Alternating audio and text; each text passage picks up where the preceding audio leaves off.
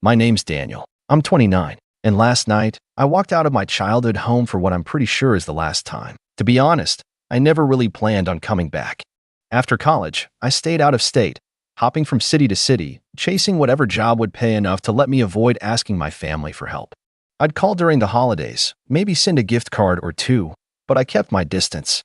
Not out of spite, but out of self-preservation. If you've ever had one of those families where guilt is a language and silence is a weapon, you'll get it. Every conversation with my mom was a tightrope walk over landmines. Every visit was a performance. And my sister, Marissa? Let's just say she's always been the golden child, with teeth so white you'd think they were forged in heaven and a passive-aggressive tone sharp enough to slice steel. But a few months ago, things changed. My dad got sick. Liver failure. It got bad, fast.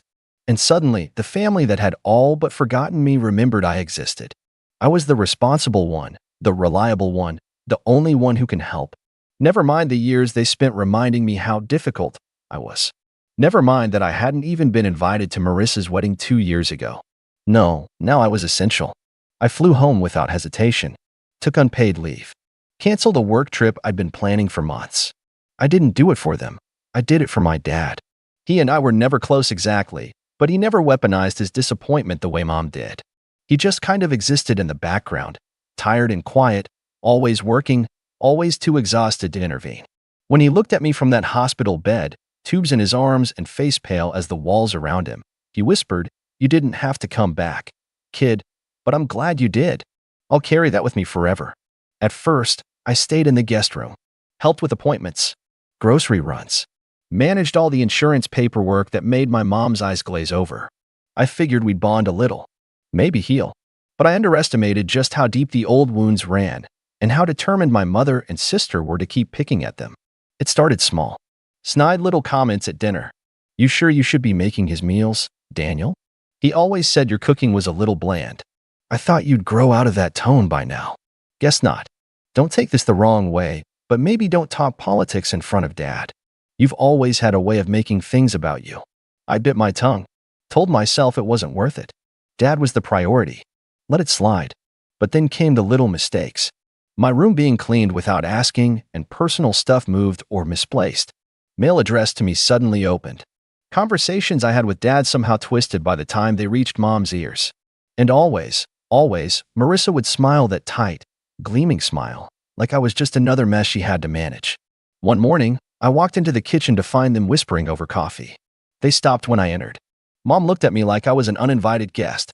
"Do you need something?" she asked, no warmth in her voice. "Just grabbing tea." Marissa laughed lightly. "Still drinking that weird stuff?" "Figures." I ignored them. But something shifted that day. I could feel it in the way they moved around me. Like I was a guest who'd overstayed his welcome in a home I'd grown up in. Then came the real blow. It was a Tuesday night. Dad had had a rough day, and I'd stayed late at the hospital with him. He couldn't talk much anymore, just hand squeezes and quiet blinking. I sat beside him, reading the newspaper out loud like he used to do for me when I was a kid.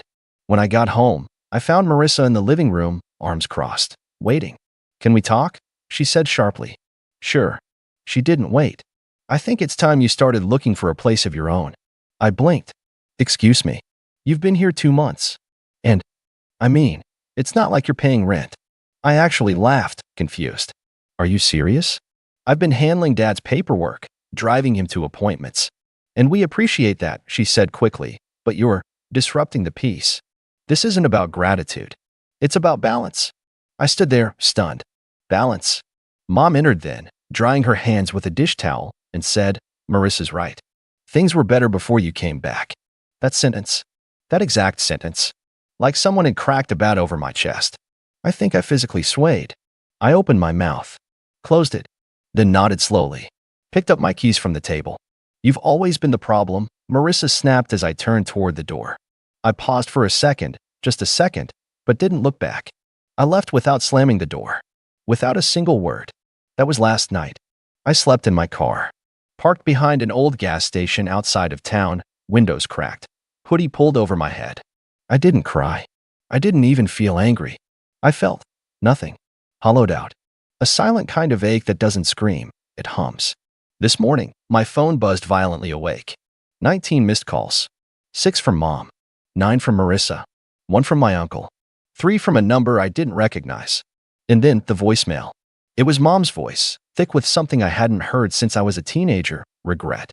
Daniel, honey, listen, we were stressed. Marissa didn't mean. A pause. A deep, shaking breath. We made a mistake. Then a sob, one sharp enough to make me sit up straight. In silence. I didn't know what to do.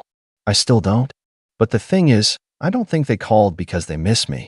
I think they called because they realized what they've lost. And they have no idea what's coming next. I sat in the driver's seat for nearly half an hour after that voicemail ended, just staring at the dusty dashboard, listening to the low hum of traffic from the road behind the gas station. 19 missed calls. One tearful apology. But it wasn't the apology itself that got me, it was the timing. Because the truth is, Mom and Marissa only ever reach out when they need something.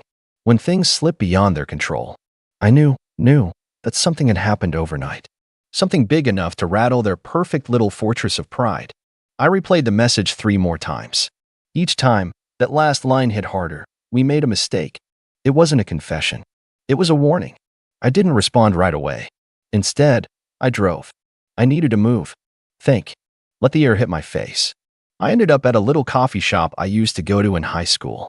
Still had the same cracked leather seats and chalkboard menu with prices that hadn't caught up to inflation yet. I ordered the cheapest thing they had, took a seat in the corner, and pulled out my phone.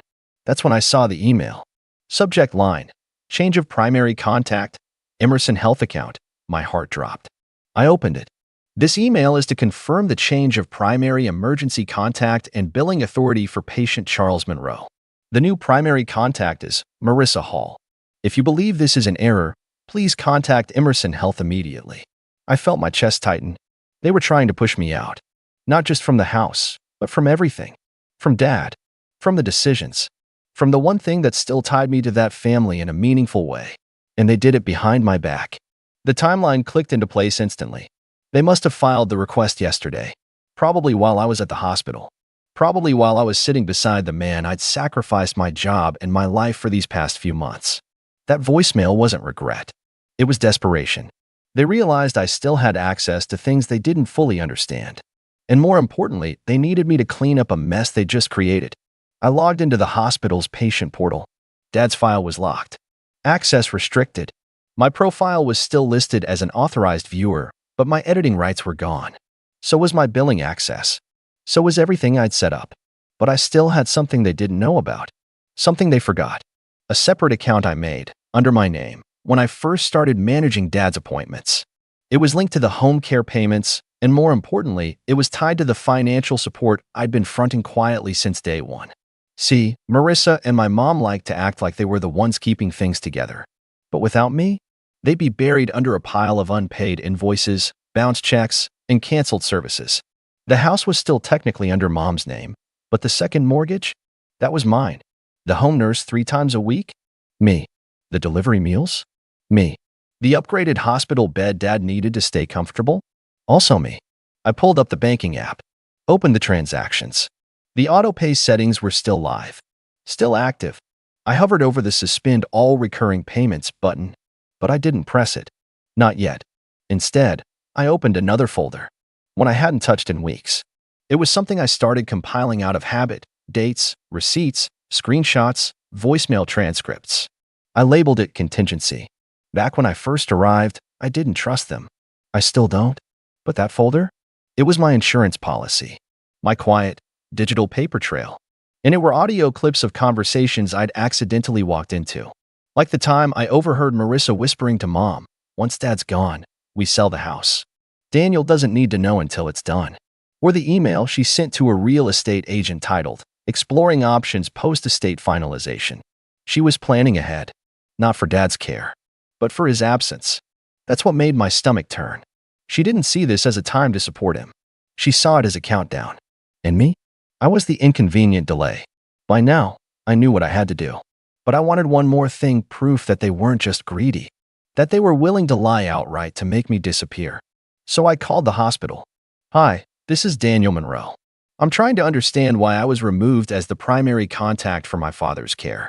There was a pause, a clicking of keys. "Looks like the change was submitted yesterday afternoon. Authorized by Marissa Hall." Did she provide documentation? Yes. A signed statement from your father. My blood went cold. That's impossible, I said, flatly. Sir, he can't sign anything. He hasn't been able to for over a week. His right hand is paralyzed and his left arm has a catheter. There's no way. There was a silence on the line. Then, a cautious reply. We'll escalate this to the compliance office immediately, sir. I hung up. My hands were shaking. They forged a signature. For what? Control? Closure? Or maybe just to make sure I wouldn't be in the room when the end came. I stared at my screen again. Watched the cursor blink next to the Suspend All Payments button. But I didn't press it. Not yet. Because cutting them off financially? That would be the easy part. But I wanted them to feel it first. Not just the consequences, but the reality. They wanted me out? Fine. But they were about to learn what life was really like without me. They just severed the one lifeline they couldn't afford to lose. And I hadn't even told them yet.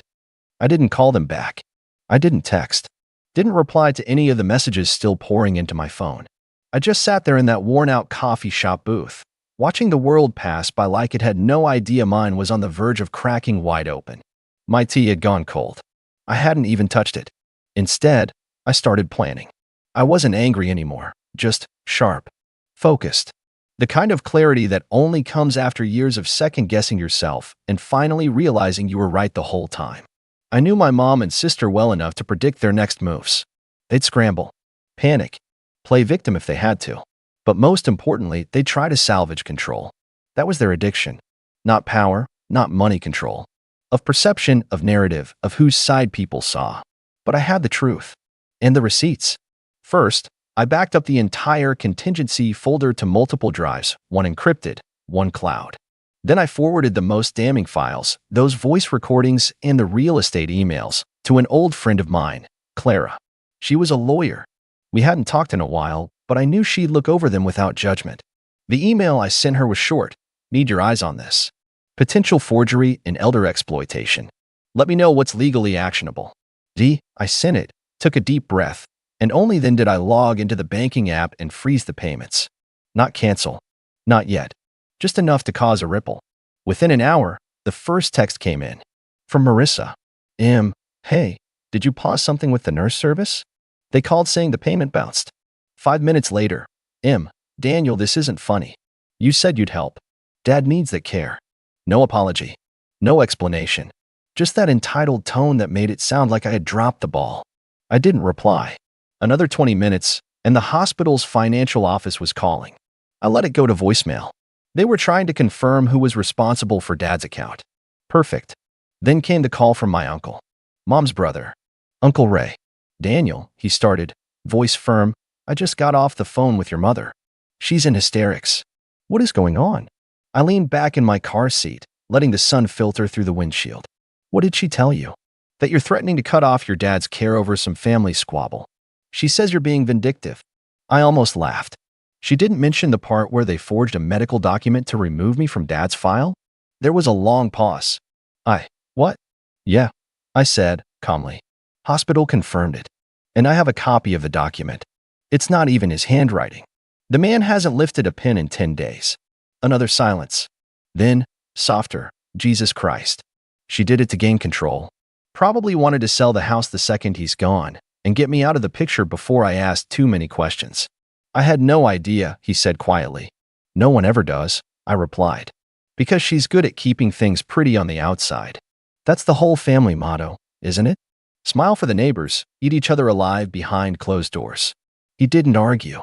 Look, kid, what do you need from me? That surprised me. I hadn't expected him to believe me so quickly. Just stay out of it for now. But if Mom or Marissa start spinning a story about how I abandoned them, I need someone who knows better. You've got that, he said. And Daniel. Yeah, I always thought you were the only one with a conscience in that house. Don't let them convince you otherwise. I hung up without saying more. I didn't need to. For the first time in a long time, I felt seen. I went back to the hospital the next day, not to see Dad, but to meet with the compliance officer. Her name was Angela, and she looked like she'd seen this exact kind of family implosion more than a few times. She reviewed the forged document with a grim frown, then looked at me. This isn't even a convincing signature. I know, I said. This could qualify as medical fraud. especially if any decisions were made based on this document. I nodded. I don't want to press charges. Yet. I just want to make sure my father's care doesn't suffer because of this. We'll reinstate your access today. And we'll be putting a freeze on any further changes unless they're approved in person by a licensed physician and witnessed by staff. It was like finally breathing clean air. Later that afternoon, I sat at Dad's bedside again. He blinked slowly when I entered, his face more drawn than ever. I held his hand, careful of the 4 lines.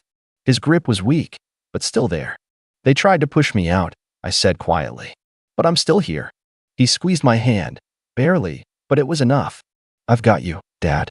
I stayed there for a long time, just sitting, listening to the beeping monitors and the distant sounds of nurses passing by. The world felt quieter, calmer, until I got back to my car and saw the email. From Marissa. Subject line, "You don't know what you've done." The body of the message was one long, frantic paragraph.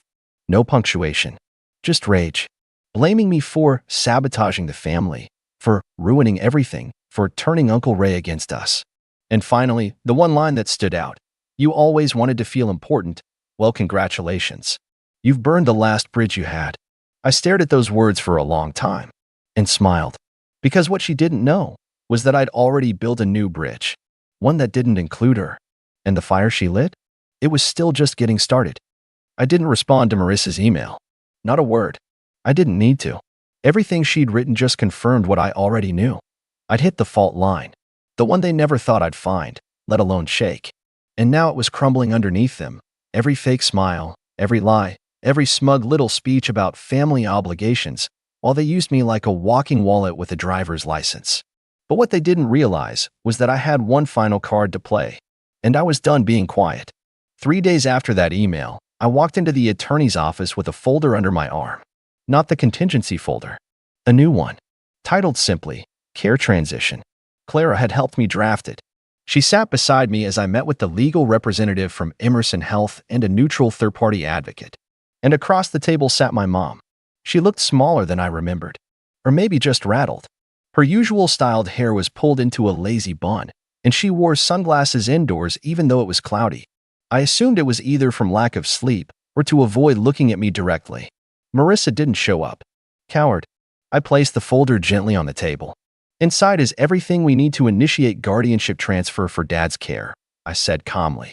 Effective immediately, I'll assume full legal responsibility for his health decisions, medical expenses, and palliative arrangements. Mom said nothing at first, just stared. Then she laughed, softly, bitterly. "You can't be serious." "I am," I replied. "You lost your say when you signed a forged document and submitted it as legal authority." "That wasn't me," she snapped. "That was Marissa. She said he approved it. He can't talk, Mom. And even if he could, you knew better. You've always known better." Her lips pressed into a tight line. Angela, the compliance officer from the hospital, spoke next. "We've reviewed the situation extensively. The evidence of signature fraud, combined with the testimony from Mr. Monroe and the care staff, meets the standard required to initiate legal reassignment of medical responsibility, pending a judge's approval." "It's already been signed," Clara said smoothly, sliding another paper across the table. "Filed yesterday morning. With the hospital's support." Mom looked down at the document with wide eyes. "You did this behind our backs," she whispered. "No," I said, calmly. "I did this because of what you tried to do behind mine." She stood up, knocking her chair slightly. "So that's it? You're cutting us out? After everything we've done?" "Everything I've done," I corrected. "Paid the mortgage. Paid for Dad's nurse. Kept the electricity running while you two hosted book clubs and posted selfies about how grateful you were to be present during Dad's illness. Meanwhile, you were planning what color curtains to hang in the guest room after he passed." Her face paled. "You think I didn't see that Zillow tab open on your laptop?" I added. "Or the calendar alert titled Freedom Day on your phone, set for a month from now?" Tears welled in her eyes. But they weren't grief. Not shame. Just anger. Anger that the mask had slipped and there was nothing left to hide behind. I stood too. Dad has weeks. Maybe less. From now on, his final days will be peaceful. No more schemes. No more tension. Just quiet. Dignity. And maybe, just maybe, some honesty. "I'm still his wife," she said. "And I'm still his son," I replied. "But only one of us has acted like family." I walked out without another word. The next few days passed in a strange, heavy silence. There were no more frantic calls, no angry texts. Just quiet. Maybe they finally understood I meant it. Maybe they just didn't know what to say. I visited Dad every morning, sat beside him, played soft music, read the newspaper even when he couldn't follow, held his hand when he winced, brushed his hair when he slept. I told him stories about my childhood, about how I used to climb into his truck when I was little just to pretend I was going somewhere important. One evening, I brought in a box of old photos I dug out of storage. Mostly faded prints, camping trips, birthdays, beach vacations. And then, near the bottom, I found one I hadn't seen in years. It was me, maybe 8 years old, sitting on his shoulders, both of us covered in paint. A failed attempt at fixing up the garage. We were laughing. Real laughter. I showed it to him. He blinked twice.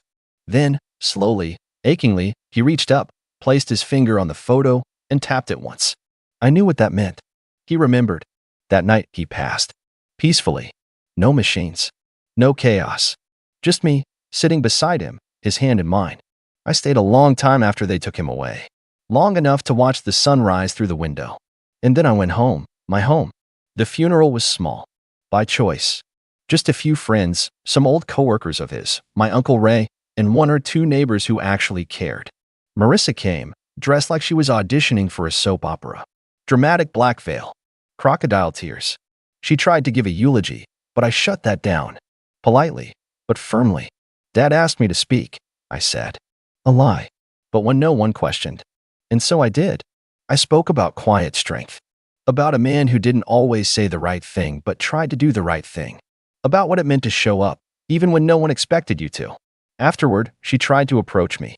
Daniel, I don't want to talk, I said. Not today. Not with you.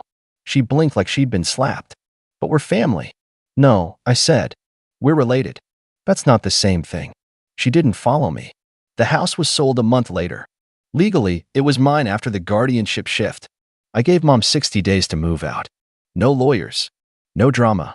I even let her take most of the furniture. She left on day 59. No goodbye. Just a silent exit and an empty key ring left on the counter. I stood in the doorway after she left. The place looked different. Smaller. Not because the furniture was gone, but because it no longer held any illusions. Just space. And for the first time in years, peace. It's been 8 months now. I'm back in my city. Got my job back. Even picked up painting again, something Dad always wanted me to do more of. My apartment's small, but it's mine. My walls are quiet. My time is my own. Sometimes I still get calls from family. Mostly cousins. A few uncles. They don't ask about Mom or Marissa. They ask about me. They say they heard what happened. They say they're sorry. I say thank you. And that I'm doing okay. Because I am. I used to think cutting people off was cruel. Harsh. Unforgivable. But now I know it's not always about punishment. Sometimes, it's just about healing. About reclaiming the space someone else poisoned. Dad's last words to me, before he lost his speech completely, were simple. You did right. I carry those with me. And every time I doubt myself, I remember, I didn't walk away from my family. I just stopped walking toward people who never once took a step in my direction. I'm Alex, 27, and I guess if you'd asked me a year ago, I would have said my family was complicated, but manageable. I lived with my mom and younger brother, Jamie, in a modest 2-story house just outside of town. My dad had passed away when I was 16, and ever since, it felt like something in the air at home had curdled. My mom, once warm and upbeat, gradually became sharp-tongued, quick to criticize, and colder than the winters we braved in that creaky house. Still, I stuck around. Maybe out of guilt. Maybe out of hope.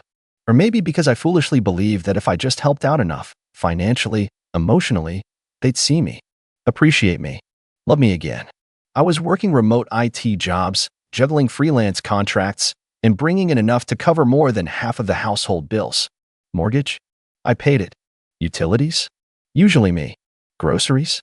Split down the middle, if not more, since Jamie was still in school and my mom worked part-time at the local library. I never complained. I didn't mind being the one who steadied the ship. At least, not at first. But slowly, the small slights turned into biting remarks. My mom's dismissiveness evolved into contempt. It started with eye rolls and sighs when I spoke. Then she'd talk over me during dinner, ignore my opinions, act like I was just taking up space. Jamie followed suit, not out of malice, I think, but because it was easier to nod along with her than risk being her next target. I kept telling myself, just give it time. Maybe she was grieving. Maybe Jamie was just a dumb teenager. But it kept getting worse. Once, I came back from a 14-hour overnight network repair shift, exhausted. I was practically bleeding from screen strain, only to find Jamie had taken the last of the food I'd prepped for the week, and my mom had the nerve to say, "He's growing. Don't be so selfish." I bit my tongue. I wanted to scream. Instead, I just quietly reheated a can of soup and sat in silence while they watched some sitcom and laughed like nothing was wrong. Then came that night. It was late, close to midnight. I was coming in from the back door, careful not to wake anyone, but the light from the living room was still on. I paused in the hallway. I heard voices. My mom and Jamie. "Honestly, I don't know what we're going to do with him," she said. Her voice wasn't even hushed. "He just sulks around.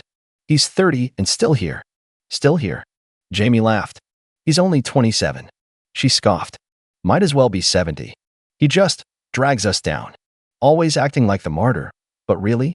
He's just a burden. I'd breathe easier if he finally moved out. We'd all be better off without him." There was a silence. Then Jamie mumbled something I didn't quite catch, and she sighed dramatically. I should have never let him stay this long. I didn't move.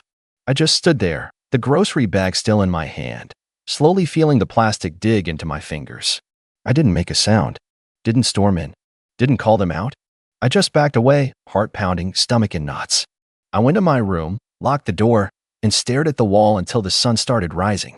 The next day, I didn't say anything. Neither did they. My mom left for work, Jamie disappeared off to class or his girlfriend's place, and I sat at the kitchen table for nearly 2 hours, just thinking, replaying those words. A burden. We'd be better off without you. I guess that was the moment something in me broke.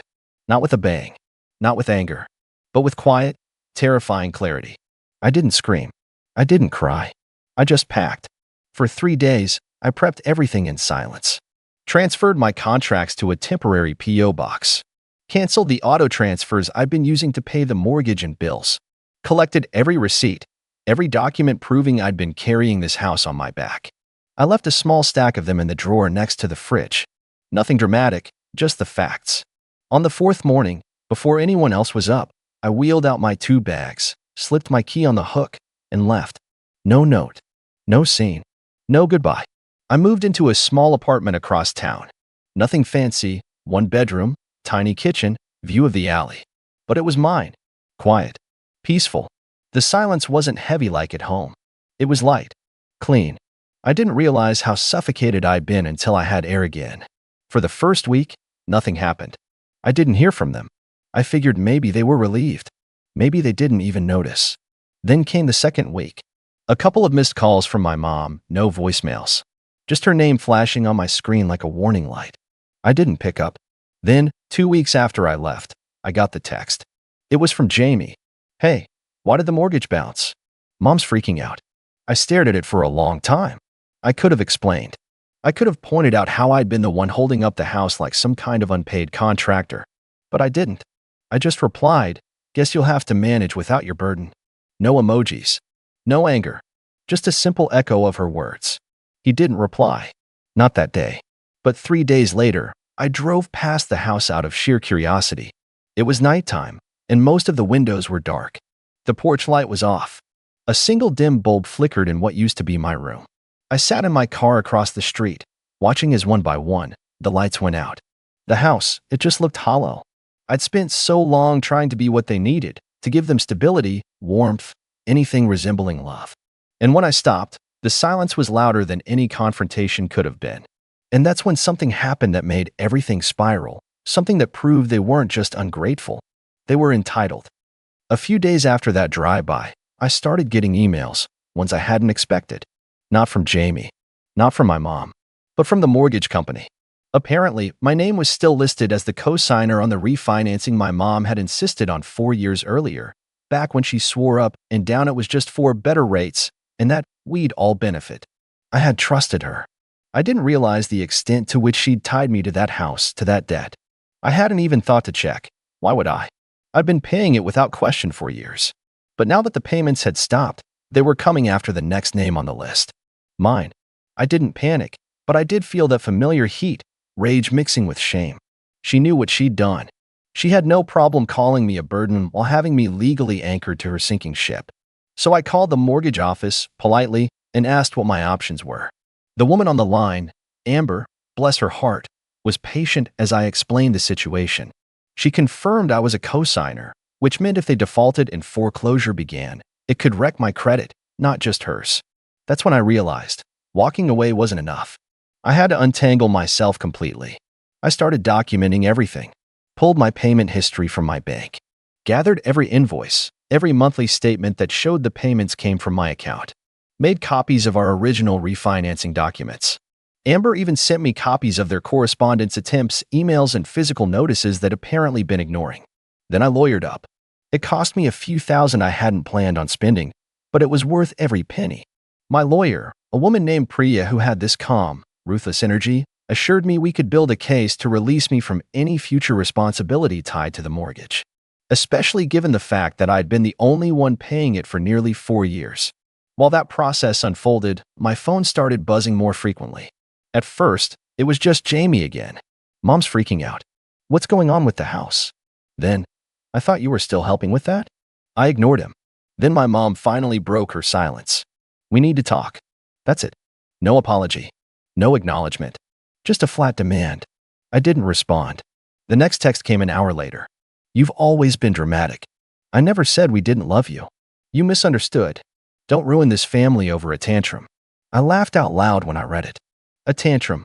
As if quietly leaving, cutting off financial support, and hiring a lawyer was the equivalent of a child stomping their feet over a toy. 2 days later, a knock came at my apartment door. It was Jamie. He looked thinner, tired. Still had that same smug attitude in his posture, though, like he expected me to fall in line just because he showed up in person. Can we talk? He asked, eyes darting past me like he was expecting someone else to be inside. I stepped out and closed the door behind me.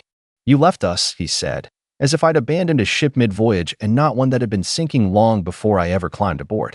You mean after Mom said you'd be better off without me? She didn't mean it. I stared at him. Did you say anything to her when she did? Silence. She was stressed, he said finally. She says a lot of stuff she doesn't mean. So do I said, folding my arms. Like when I said I'd pay for the mortgage. Guess I didn't mean that either. His face twisted. So what? You're just going to let the house go under? Let us get kicked out? Not my house, I replied. I paid for it. I didn't own it. You think Mom would have given me even 1% if she ever sold it? He had no answer to that.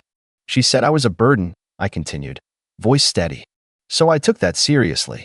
I removed the burden. I left. She got what she wanted. His voice rose slightly. You could have at least warned us. You're making everything worse. I raised an eyebrow. Worse for who? Jamie rubbed his face, clearly frustrated. She's not eating. She's barely sleeping. She's scared, man. We're both scared. For a moment, I almost felt something stir in me. Guilt, maybe. Or pity. But then I remembered the way she'd laughed that night, how casually they dismissed me like I was some broken appliance they couldn't wait to throw out. I just nodded and said, you'll figure it out. You always said you didn't need me. Guess it's time to prove it. That night, they started blowing up my phone. I turned it off. The next day, my lawyer called. Priya had filed the motion to remove me from the mortgage liability. Based on the documentation we submitted, it was looking strong. Best case, I'd be severed cleanly. Worst case, I might have to settle some portion, but I'd no longer be tied to them. And then something unexpected happened. My mom showed up at my workplace. It was embarrassing, to say the least, her standing at the front desk, arms folded, eyes darting around with that same wounded, self-righteous look she always wore when things didn't go her way. I was called out to the lobby. The moment she saw me, her face softened, almost like she'd rehearsed the expression. I didn't know what else to do, she said quietly. I said nothing. Everything's falling apart. The mortgage is months behind. They're threatening foreclosure. Jamie's failing school. I don't know how we got here. I tilted my head. You really don't? She flinched at that. I was upset when I said that. You know I didn't mean it. I was stressed. The bills, the pressure. You called me a burden. You know I didn't mean. I heard you, I said, my voice sharp now. You didn't say it in anger. You weren't yelling. You said it like a fact, like something you'd always believed. Don't pretend it was some moment of weakness. She looked around, suddenly aware we weren't alone. A few of my coworkers had peeked their heads out. Can we go somewhere to talk? She asked, her voice almost breaking. And for the first time in my life, I saw her not as my mother, but as someone who had used me, who had counted on my loyalty, my silence, and my guilt to keep me chained to a life that only benefited them. I shook my head slowly. No, I said. There's nothing left to talk about. She stared at me like she didn't understand the words. And then I turned around and walked back inside. The next time I saw the house, it was listed for auction. About a week after the office incident, I got an official-looking envelope in the mail from the bank. Not forwarded from my old address, sent directly to me. Inside was confirmation that my legal detachment from the mortgage had been approved. Clean break. I read the words twice, then a third time, expecting to feel triumphant, maybe even celebratory. But all I felt was stillness. Not sadness. Not regret. Just a silence where the weight used to be. A few days later, a former neighbor texted me. She used to live 3 doors down from my mom's place and would sometimes chat me up if I was outside fixing something or walking to my car. We weren't close, but we got along. Her message was short. Just saw a big red sign in your old yard. Everything okay? I knew exactly what she meant. I didn't need a photo. The foreclosure had gone through. I didn't reply. 2 nights after that, Jamie called again. I didn't pick up. Then he texted. We're getting kicked out. Mom won't stop crying. She says this is your fault. I stared at the screen. Then I turned off my phone and placed it in the drawer beside my bed. That same night, I had a dream. One of those vivid ones that feel more like a memory than imagination. I was back in the house, walking through the halls, but everything was covered in dust, like it had been abandoned for years. I could hear voices, faint and echoing. My mom calling me for dinner. Jamie asking for help with homework. The sounds of a family that used to pretend it functioned. But every door I opened led to a room I didn't recognize. And every time I turned back, the hallway was longer, darker. I woke up with my heart racing and a sharp pain in my chest. Not fear, exactly. Just a tight, clenching sadness that surprised me with how deep it still ran. Even after everything they said, after how they treated me, it was still my home once. That stupid beige paint on the walls, the cracked tile in the kitchen I patched with super glue, the dent in the fridge door Jamie caused when he got mad over a canceled concert. I remembered every inch of that place. It hadn't just been a house. It had been my life. And now it was gone. But what made it bearable, what let me breathe again, was the knowledge that I wasn't gone with it. I had escaped. Still, the story didn't quite end there. A few days after the auction sign went up, I received another message. This one wasn't from Jamie. It was from an unknown number. But I recognized the writing immediately. I'm sorry. I was wrong. Please call me. Just those 7 words. It was my mom. I sat there for a long time, staring at the message. Something in it felt different. Not because of the words themselves. People like her knew how to weaponize apologies when the consequences hit. But the timing. The fact that she hadn't contacted me since the office incident. That Jamie had done all the begging and pleading up until now. That she was finally reaching out herself. For the first time in a while, I felt unsure of myself. Was this real? Had she finally seen the damage she'd done? Or was this just her trying to climb out of the wreckage she helped cause? I didn't reply. Not immediately. I let the message sit. I needed time to think, to feel it out. Every instinct told me to be cautious. This was the same woman who once looked me in the eye and said I dragged the whole family down. The same woman who had let me carry her bills, her house, her life, and still saw me as expendable. And yet, I remembered being 10 years old and watching her cry at the kitchen table after my dad left. I remembered how she used to tuck me in, kiss my forehead, and whisper, "You're my strong one." I remembered the version of her that made grilled cheese on rainy days and danced barefoot in the kitchen to Fleetwood Mac when the house felt too heavy. Had that woman ever really existed? Or had I just imagined her into someone I could survive? I didn't know. But what I did know was this. The moment I answered that message, if I answered it, I was opening a door that might never close again. And part of me was afraid I'd step through it and lose everything I had finally begun to build for myself. So I made a decision. I wouldn't answer yet, but I would go see the house. One last time. I needed to look at it. Not out of nostalgia. Not even for closure. I just needed to see, with my own eyes, the place where everything had fallen apart and where I had finally chosen myself. I got in my car that afternoon and drove the familiar roads. Past the gas station I used to walk to. Past the park Jamie used to skate in. Past the grocery store where I spent too many Friday nights scanning coupons so we could eat something decent. When I turned the corner onto our old street, The house came into view. But what I saw made me slam the brakes. Because someone was outside. And they weren't alone. It was late afternoon, that golden hour where everything looks softer than it should, where even the sharp edges of pain seem briefly wrapped in warm light. I sat behind the wheel, halfway down the block, staring at the scene in front of me. The lawn looked overgrown, patchy in places. The shutters hung crooked like they'd started falling apart, and no one cared enough to fix them. But what caught my attention wasn't the state of the house. It was the people standing outside it. Jamie was on the porch, pacing. My mom sat on the top step, elbows on her knees, rubbing her forehead like she was trying to hold her head together. They didn't notice me at first. I hadn't pulled into the driveway, just parked far enough away to watch. There was a foreclosure sign stabbed into the grass, slightly tilted. A couple of boxes sat near the curb, rain-stained and buckling at the corners. It looked like someone had tried to drag them inside but given up halfway. They looked small. Not physically. I mean, Jamie still stood at 6 feet, still carried that effortless athletic frame, but in that moment, they both looked reduced. Like people who had finally run out of excuses. There was a hollow stillness around them, and for the first time, I wasn't the one holding the weight. I don't know how long I sat there before Jamie noticed me. He squinted in my direction, then started walking toward the car. I considered driving off, just pressing the gas and disappearing again. But something in me said, no, not this time. You end this. You look it in the eye. I got out of the car slowly. Jamie reached me first. You came, he said, voice uncertain. He looked thinner than I remembered. There were circles under his eyes, his jaw slightly clenched like he was holding in more than he knew how to say. I saw the text, I replied. In the house. He nodded. It's bad. I raised an eyebrow. So I've gathered. We stood in silence. A few birds chirped somewhere nearby. Kids were laughing in the distance, normal life continuing just out of reach. She's not doing well, Jamie said. The bank gave her 60 days. That's all. She texted me, I said. He nodded. She didn't know what else to do. She's been different lately. Quiet. Keep saying she didn't mean it.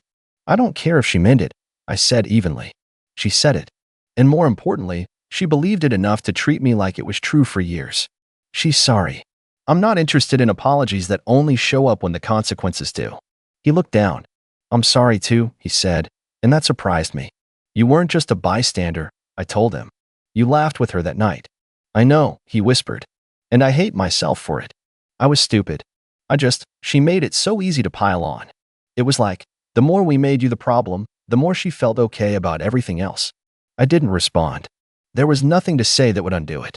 But I appreciated the honesty, even if it was a few years too late. Then my mom stood up. She didn't come down the steps.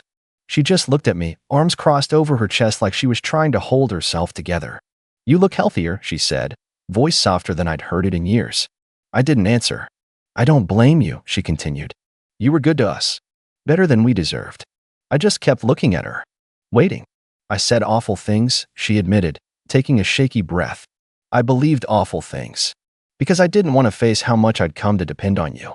How much of my life was being held together by your quiet, patient effort. And when you left, I felt betrayed, but I knew I'd pushed you there. The wind blew lightly. A plastic grocery bag fluttered across the street. You can hate me, she said. You'd be right too. I just needed to say it. And if you never speak to me again, I'll understand. That was the first real thing she'd said in years. And for a moment, I felt the weight of it all, the years of resentment, the emotional manipulation, the bone-deep exhaustion of being the scapegoat and the savior at the same time. It pulsed in my chest like a bruise being pressed, but not broken. I don't hate you, I said finally. But I don't trust you either. Her face twitched like she'd been bracing for impact. I needed to leave. Not just the house. You. I needed to prove to myself that I wasn't what you said I was. That I was capable of more than just filling in the holes you both refused to patch. And you did, she whispered. Yes, I said. I did. We stood in silence again, the three of us suspended in the awkward air between past and present. I looked at the boxes. The crumbling steps. The dead porch light. I walked up and stopped just before the top step. Then I reached into my pocket and pulled out a small envelope, not dramatic, not some grand reveal. Just a quiet gift I'd been considering ever since Priya told me I was free. I handed it to her. What's this? Information, I said. Legal aid services. Housing assistance programs. A local food bank. And Jamie's got that part-time job, right? He nodded slowly. I don't owe you this, I said, but I also don't want you to be on the street. This is the only help I'm offering. No money. No coming back. Just the first steps, if you want them. She took the envelope like it was made of glass. Why? She asked, tears in her eyes. Why give us anything? Because I'm not you, I said. Because even after everything, I don't want to be the kind of person who kicks someone when they're already down. But this is the last act of kindness I have to give. Jamie looked away, wiping at his face. And I turned around. I walked back to my car without looking back. I drove away with the windows down, letting the air rush in. I didn't cry. I didn't smile. I just felt clean. For the first time in my life, I was no longer the family's emotional sponge. No longer the quiet fixer. I was just me. And I liked who that was becoming. In the months that followed, I didn't hear much. A few messages from Jamie now and then, updates that they'd found a small apartment through one of the services I'd recommended. That mom was seeing someone at the community center for counseling. That he was applying to university programs again. I didn't reply to most of them, but I read them. And I hoped, in my own quiet way, that maybe, they were finally learning what it meant to stand on their own. As for me, I got promoted. I moved into a better place. I started going to therapy myself. I met someone who didn't look at me like I was broken, who didn't expect me to carry their world just to be worthy of space in it. And sometimes, when I pass by old neighborhoods or hear a familiar Fleetwood Mac song, I still feel that old pain tug at the edges of my peace. But I remind myself that walking away wasn't the end of anything. It was the beginning of everything that finally made me whole. And that's the real ending. Not revenge. Not silence. Just freedom. I'm Alex, 26, and for most of my life, I've been the quiet one in the family. The one who didn't cause drama, who kept their head down, who paid their bills and stayed out of people's business. I wasn't the golden child. That title went to my older brother, Jeremy, 28, loud, charming, always with a fresh story about how someone else messed him over. And somehow, Mom and Dad always bought it. They didn't see the lies. Or maybe they just didn't want to. I moved back home after college to help out when Dad's health got shaky. Paid part of the mortgage. Handled groceries. Took him to appointments. It was never framed as a favor, just what I thought family did. I didn't even think twice when they handed Jeremy the master bedroom because, and I quote, he's going through a lot right now. That lot turned out to be credit card debt and a failed startup that he blamed on untrustworthy partners. Still, I kept to myself. Worked remotely. Helped where I could. Cooked dinners sometimes when Mom was too tired. Paid utilities when bills slipped through the cracks. Nobody asked me to. I just did. Because it was home. Because it was them. But things started shifting around last Christmas. Jeremy had this new girlfriend, Kayla. Polished, smile that doesn't reach her eyes type. The kind who compliments your shirt then says it looks cheap. She moved in by New Year's. I wasn't asked. Just came home one day and her stuff was in the bathroom next to mine. She took one look at my room, small, clean, barely decorated, and said, "Oh, humble vibes. Cute." I bit my tongue. It got worse. Slowly, like a dripping faucet that turns into a flood. She started hinting that I made things awkward when they had friends over. That I was too intense when I reminded them to clean up after parties. That I stared too much when they got loud during my work calls. Jeremy jumped on it.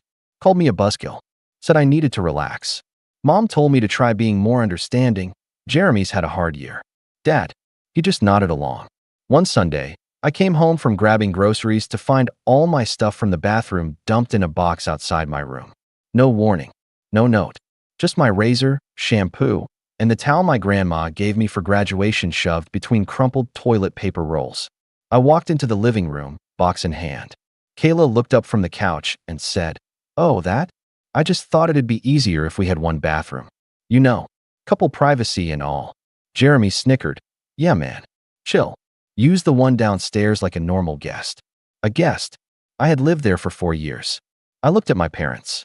Mom didn't make eye contact. Dad turned the TV up. I said nothing.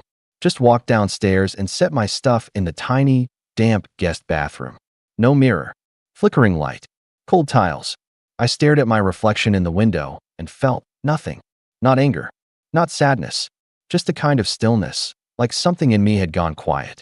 The final straw wasn't even dramatic. That's the part that stings. It was a Tuesday night. I was heating leftovers when Jeremy walked in and said, casually, "You know, nobody wants you around anyway." He didn't even raise his voice, just dropped it like a passing comment. I turned to Dad, who was wiping his hands at the sink. He didn't look at me, just muttered, "Maybe it's for the best." That was it. No shouting, no throwing things, no sobbing. I put the lid on my container, grabbed my laptop from the kitchen counter, and walked upstairs. I packed what I needed in a backpack, just enough to last a few days. My birth certificate, my passport, a few clothes, laptop. I unplugged the Wi-Fi booster from my room, left the extension cord they always used for movie nights, and stepped outside without a word. I didn't even slam the door, just closed it gently behind me and walked into the night air. I stayed at a friend's spare room that night. Ben, a guy I used to go to school with. He didn't ask questions, just handed me a pillow and said, "Take the bed. I'll crash on the couch." I barely slept. My brain was buzzing, but not with regret. It was peace, a strange kind of peace, like I'd been holding my breath for 4 years and finally exhaled. But this morning, that peace cracked. 14 missed calls, 6 voicemails. The first few were from Mom. "Honey, we didn't mean it like that. Call us back, please." The third was Jeremy, slurring, probably drunk. "Bro, don't be so sensitive. It was a joke. You're always so dramatic." Then one from Dad. Short. "Horse. Call home. Now." I didn't. I scrolled instead. Facebook. Instagram. Quiet. Until I opened the family group chat. Dozens of unread messages. Photos of the living room. Trashed. A shattered vase. The coffee table flipped. Then the message from Mom that made my chest tighten. "Alex, please come home. Something happened. We need you." That's when I noticed the last notification. A text from Kayla. Just 3 words. "This is on you." And suddenly, I wasn't breathing again. I stared at the screen for a long time. The message from Kayla just sat there, taunting, cold, accusatory. "This is on you." What did she mean? What happened? My mind started racing through possibilities. Did someone get hurt? Did Dad's health take a turn? Was it a bluff to reel me back in? The images in the group chat replayed like a slideshow in my head. Broken vase, flipped furniture, someone's jacket stained with what looked like wine or something darker. I tapped on the last photo. Blurry, taken in a rush. But I recognized the corner of my old laptop, the one I left behind, smashed on the floor next to a cracked frame of our last family photo. My face was cut clean out of it. Ben walked in holding a mug of coffee. "You okay, man?" I nodded automatically, phone still in my hand. He glanced down and frowned. "Is that your mom?" I didn't respond, just shoved the phone into my pocket and got up. I needed air. Outside, the morning sun was already sharp and hot, but I barely felt it. Every step down the sidewalk felt heavier. I didn't want to go back.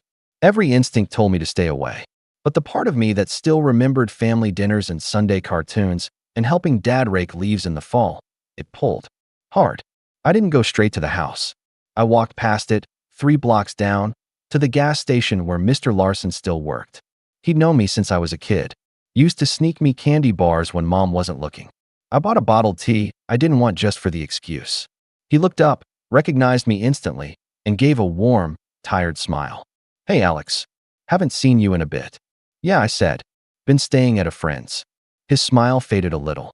"Rough night last night." I blinked. "You heard something?" He leaned in slightly. "The cops were at your place around 2 a.m. Something about a noise complaint. Lot of shouting. Looked like somebody threw a fit." I felt my throat tighten. "Anyone hurt?" "Didn't look like it. But your dad was sitting on the porch when they left." "Alone?" He looked. "I don't know." "Oh." Mr. Larson sighed. "Older than I've ever seen him." I thanked him and left without the tea. Back at Ben's place, I finally opened the rest of the voicemails. The 6th one was the one that changed everything. "Alex, it's Mom. I know you're upset. I know we haven't been fair. But please, you need to come home. Your father, he's not doing well. And Jeremy, he and Kayla had a fight last night. Things got out of hand. He said things. Did things. Kayla's gone. Just gone. She packed and left. Jeremy's been drinking. And I don't know how to handle this. You were always the calm one. Please, just come home. Please." She was crying by the end of it. But I didn't feel sympathy. Not yet. What I felt was a strange mixture of curiosity and suspicion. They didn't want me around. Until suddenly they needed a cleanup crew. A therapist. A crutch. I sat down and opened my laptop. I hadn't told anyone, but before I left, I backed up everything. Years of bank statements, receipts, payments I'd made for the house, the mortgage company's login, where my name was still listed as a co-signer, screenshots of group chats where I was asked to foot the electric bill just this one time. I had files, proof, quiet things I'd kept for no reason other than habit. But now, I realized I had leverage. I messaged my old landlord and asked if his studio apartment was still available. It was. I paid the deposit online. Then I opened a blank email. Subject line, regarding the mortgage and utilities. I attached a few documents. Wrote a short, clinical note about transferring all financial responsibility to the primary owners. Added the payment dates I was withdrawing support effective immediately. Then I sent it to my parents' shared email. No dramatic message. No guilt trip. Just the facts. 5 minutes later, my phone rang. Mom again. I didn't answer. 2 minutes after that, Dad. Then Jeremy. This time, I answered. He didn't say hello. Instead, he snapped. What is wrong with you? You think now's the time to pull this? After everything that happened? I didn't flinch. I think it's the perfect time. He cursed under his breath, then hissed. We needed you. And you bailed. Just like always. That got me. I felt something hot rise in my chest, but I held it down. You kicked me out, Jeremy. Or did you forget? Nobody wants you around, remember? He was silent. Then, I didn't mean it. Doesn't matter. You said it. And Dad agreed. More silence. I could hear his breathing, fast and shallow. Finally, he muttered, Kayla's threatening to press charges. I raised an eyebrow. For what? She said I shoved her. I didn't. I just grabbed her arm. She was going to take the car, my car. I told her she couldn't just leave. I didn't respond. Just let the silence stretch. You coming home or what? He asked, voice tight. And that's when I knew I wasn't. Not now. Maybe not ever. But before I could respond, I heard something in the background of the call. A door slamming. Then Mom shouting something. Then a crash. Jeremy swore, and the line went dead. I stared at my phone. Then I got the text. From Dad. Come home. Now. I'll explain everything. And that's when I saw it. An email notification. From the mortgage company. Subject, final notice. Loan status updated. I clicked it open. And my heart dropped. Because the house was in my name. Solely. And now? The payments had stopped. I stared at the email, my chest tightening with every line I read. It didn't make sense. The house is solely in your name, Alexander Kane, following the automatic transfer filed under Clause 7B of the loan agreement. That clause. I vaguely remembered it. Something about payment continuity and primary financial contributors being bumped into sole ownership if others defaulted. At the time, it sounded like boring legal fluff. But I'd been the only one consistently paying anything for the last few years. Mortgage, utilities, even the new water heater 2 winters ago. It wasn't a malicious setup, not even intentional, but I'd been the only name on the paperwork that mattered, and with no other consistent contributor, the system had defaulted to me, without warning, without anyone noticing until now, which meant legally, the house was mine. My phone buzzed again. Another call from Mom. I declined. I needed to think. I pulled up the full loan account portal. My name, my email, my mailing address for official notices. I clicked over to the transaction history. Yep, all the payments from my checking account. The system must have flagged me months ago. It had been a slow transition. Paperwork shifting in the background while they handed over the master bedroom to Jeremy and dumped my toiletries in a box. They'd made me feel like a ghost in that house. An inconvenience. A squatter. And now? Now I was the legal owner. I sat back in the chair, stunned. Not triumphant. Not yet. Just hollow. Like I'd stumbled into the final scene of a play I didn't realize I was starring in. A knock at the door jolted me. Ben peeked in. You good? I turned the laptop toward him. He read the email once. Then again. His eyes widened. Wait. That's your house now. Apparently. Ben let out a low whistle. Dude. That's huge. Are you going to tell them? I don't think I need to. Not yet. Then what do you want to do? That was the question, wasn't it? I wasn't the revenge type. Never had been. But this wasn't about revenge. This was about truth. Ownership. Respect. I didn't want to humiliate them. I just wanted them to see me. To understand that I wasn't a doormat they could wipe their feet on when it was convenient. I opened my email again and started typing a message, not to my family, but to a real estate attorney a friend had recommended months ago, back when I was considering buying my own place. I explained the situation, attached the documents, and asked for guidance on the legal standing. Then I sent a second message to the mortgage company. Please confirm full transfer of ownership and next steps for title update. Ben was quiet across the room. Then he asked, "What happens if you go back?" I thought about it. About walking in through the front door while Jeremy lounged on my couch, drinking my whiskey, rolling his eyes at the guy paying the bills.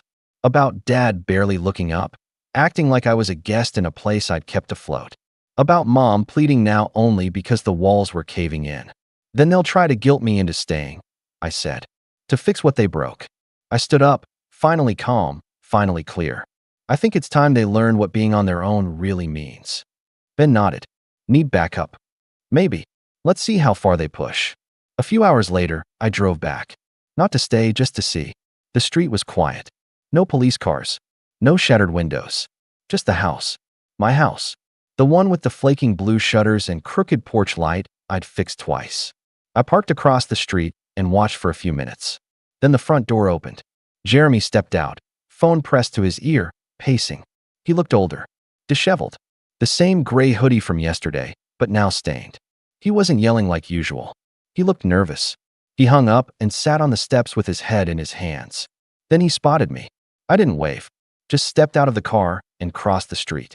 His expression shifted instantly. Relief, anger, guilt, all mashed into one. About time, he muttered. I stopped at the bottom of the steps. You still think nobody wants me around? Jeremy looked away. I was drunk. You were honest. He didn't respond. The front door creaked open again, and Dad stepped out. His face looked gray, drawn, and when he saw me, he tried to straighten up, to look stronger than he was. You got our messages, he said quietly. I did. Then why haven't you? Because I'm not your safety net anymore. He frowned. What's that supposed to mean? I took out my phone and opened the email. Turned the screen toward him. Let him read the subject line. His lips moved silently. Then he read it aloud. Full ownership transfer confirmed. He looked up at me, confused. Then, slowly, realization hit. You're lying. I'm not. Jeremy stood up. That's not possible. That's our house. I shook my head. No, it was my payments. My name. My responsibility. And now, it's my house. Silence. Thick and heavy. Then Mom's voice drifted from inside. Who's out there? She appeared at the door, apron still on, like she'd been baking. Her face crumpled the moment she saw me. Alex, thank God. Please, come in. Let's talk. No. She blinked. I'm not stepping foot in that house until we've cleared some things up. Dad stepped forward, stern again. Don't pull this, Alex. You think you can just walk away and come back swinging? I met his gaze. Steady. Calm. I didn't walk away. I was pushed. And that's when Jeremy lost it. You think you're better than us just because you make a little money? You think owning the house makes you king now? I didn't answer. Because I wasn't here for a fight. I was here to watch the truth sink in. And it was sinking fast. Jeremy's voice cracked as he spat. You wouldn't dare kick us out. I gave him a long, measured look. And before I could respond, Mom whispered from behind him, voice shaking. Please, tell me you're not going to. But I didn't answer. Because I wasn't sure yet. Because the real decision was still coming. I let the silence sit. Heavy. Uncomfortable. No one moved. Jeremy's jaw clenched, fists balled up like a kid caught in the act, ready to swing, but with nothing left to hit. My father looked at me with disbelief, like I'd betrayed him, as if I was the one who had upended everything. And my mother, she just looked tired, like years of denial and appeasement had finally caught up to her. She was the first to break the silence. Alex, this can't be right. You wouldn't do this. We're family. Family. That word hit me like a slap, not because it hurt, but because it felt so empty coming from her. After years of being overlooked, dismissed, treated like a tenant in my own home, they wanted to fall back on that word. Family. As if it was a magic eraser for everything they had done. I pulled a folded piece of paper from my back pocket and handed it to my father. He hesitated before taking it, his eyes scanning the document. It was a notice, courtesy of the attorney I'd hired that morning. Not an eviction. Not yet. Just a formal notification that the legal ownership of the property had changed and that I would be reviewing all household arrangements moving forward, including occupancy. Think of it as a line in the sand, I said. I'm not throwing anyone out. But things are going to change. Jeremy scoffed. You don't get to call the shots. This is Dad's house. Always has been. Dad didn't speak. He just kept staring at the paper, his hands trembling slightly. Whether it was from anger or realization, I couldn't tell. You're right, I said quietly, looking at Jeremy. It was his house, but he let me pay for it. Every month. When he was behind. When the water was shut off for 2 days and nobody noticed except me. When the fridge broke and I covered the replacement. When I was the one who signed the refinancing documents you didn't bother to read. I turned back to my father. I didn't take anything from you. You gave it away. Piece by piece. Month after month. He didn't argue. He didn't even look at me. Jeremy, though, wasn't done. Where are we supposed to go, huh? You expect us to just pack up and leave? Kayla's gone. My business tanked. I've got nothing. And whose fault is that? I asked. I didn't wreck your business. I didn't ruin your relationships. I didn't spend every chance I got tearing down the one person in this house who kept it from falling apart. He looked at me like he wanted to lunge. But he didn't move. Because he knew. Deep down, he knew. I took a step up the porch. Mom stepped aside instinctively. Here's what's going to happen, I said, steady. You have 30 days. I'll give you that much. I'll cover utilities for 1 final month.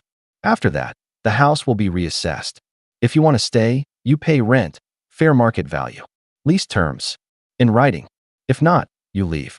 And if anyone tries to trash it like last night again, you'll be dealing with more than a letter next time. Dad finally looked up. His voice was hoarse. You're serious. Dead serious. Mom sat down on the bench by the door, her hands in her lap. She looked like a balloon deflating. I don't even know who you are anymore. I looked at her for a long time. I'm the same person I've always been. The difference is, now you see me. The air between us was thick. For a moment, I felt the weight of it all.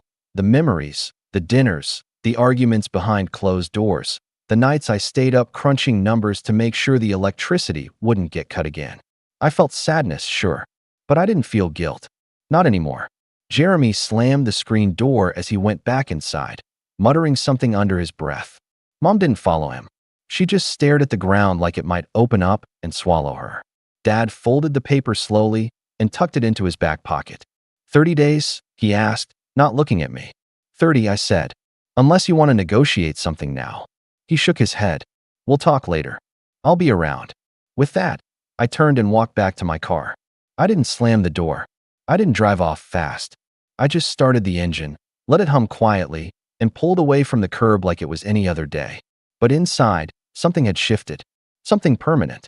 Later that evening, I got a text from Mom. We're going to talk. I want to understand. I'm sorry. It wasn't much. But it was more than I ever expected. Jeremy didn't message. He wouldn't.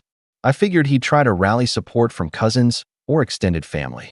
He'd paint himself the victim, call me cold, selfish, ungrateful. That was fine. Let him talk. I had no interest in defending myself anymore. The truth didn't need an audience. By the end of the week, I'd hired a property manager to oversee the transition. I wanted everything documented, official, no backroom promises or vague agreements. I started looking for a new place for myself, even though technically I could have moved back in. But I didn't want to. That house was never really a home. It was a test I passed in silence, year after year, until it finally became mine. A month later, Mom moved into a small rental closer to her sister. She left me a note on the kitchen counter the day she left. I hope one day you can forgive us. We didn't see what you were carrying, but I see it now. Jeremy took longer. He stayed until the last possible day, dragging his feet, avoiding eye contact when I showed up to do a walkthrough. He didn't say goodbye, just tossed me the keys and walked out the door without looking back. I stood in the doorway, watching him disappear down the street with a single duffel bag slung over his shoulder. For a long moment, I just stood there in the empty living room. No furniture, no noise, just the faint echo of memories in the walls. I closed my eyes and exhaled. For the first time in years, I felt free. Free from guilt. Free from obligation. Free from the weight of pretending I didn't matter. That house, for all its flaws and years of pain, was now mine. And in that silence, I made a quiet promise to myself. I will never let myself be invisible again. And I kept that promise. I was 24 when my mom yelled those words that still ring in my ears. You've been nothing but a burden since you were born. I'm Michael, and for as long as I can remember, my family has had a way of making me feel like I was always one step out of place. I grew up in a small house on the edge of town with my mom, dad, and younger sister. We weren't poor exactly, but my parents always made sure I knew that every penny spent on me was a sacrifice. Birthdays, school trips, even a pair of new shoes. There was always a lecture about how lucky I was they hadn't just left me to figure it out on my own. I was the quiet kid, the one who got decent grades, worked after-school jobs, and stayed out of trouble. But to them, none of that counted. My sister could crash the car into the mailbox, and it was kids make mistakes. But if I came home 5 minutes late from my shift at the grocery store, I got a full-blown speech about respect and pulling my weight. Over time, I learned to keep my head down and avoid conflict, but deep down I was boiling. By the time I was 18, I had saved enough to buy a second-hand car, nothing fancy, just something to get me to work in college. The day I drove it home, my dad didn't congratulate me. He asked why I hadn't used the money to help out with the bills. My mom said, "Must be nice to spend all your money on yourself." That became a theme. Anything I did for myself was selfish.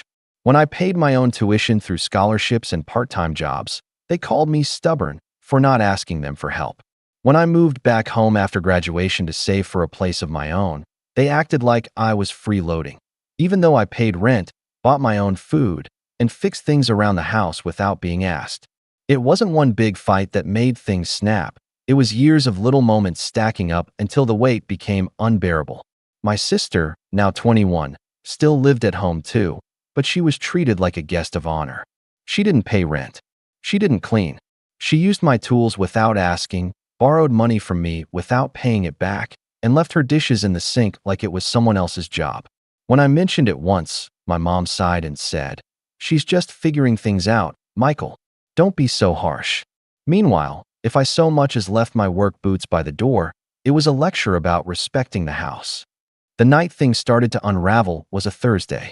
I had just come home from a brutal shift, 12 hours on my feet, dealing with an inventory nightmare at the warehouse. I barely had time to drop my bag when my mom called from the kitchen. "Michael, we need to talk." Those 4 words never meant anything good. I walked in to see her standing there with her arms crossed, my suitcase already by the door. "What's going on?" I asked, my voice already tight. She didn't even hesitate. "You've been nothing but a burden since you were born," she said, like she was just stating a fact. My dad was leaning against the counter, silent but nodding. My sister was sitting on the couch, scrolling on her phone like this was a reality show she had front-row tickets to. I tried to keep calm. "I pay rent. I fix things around here."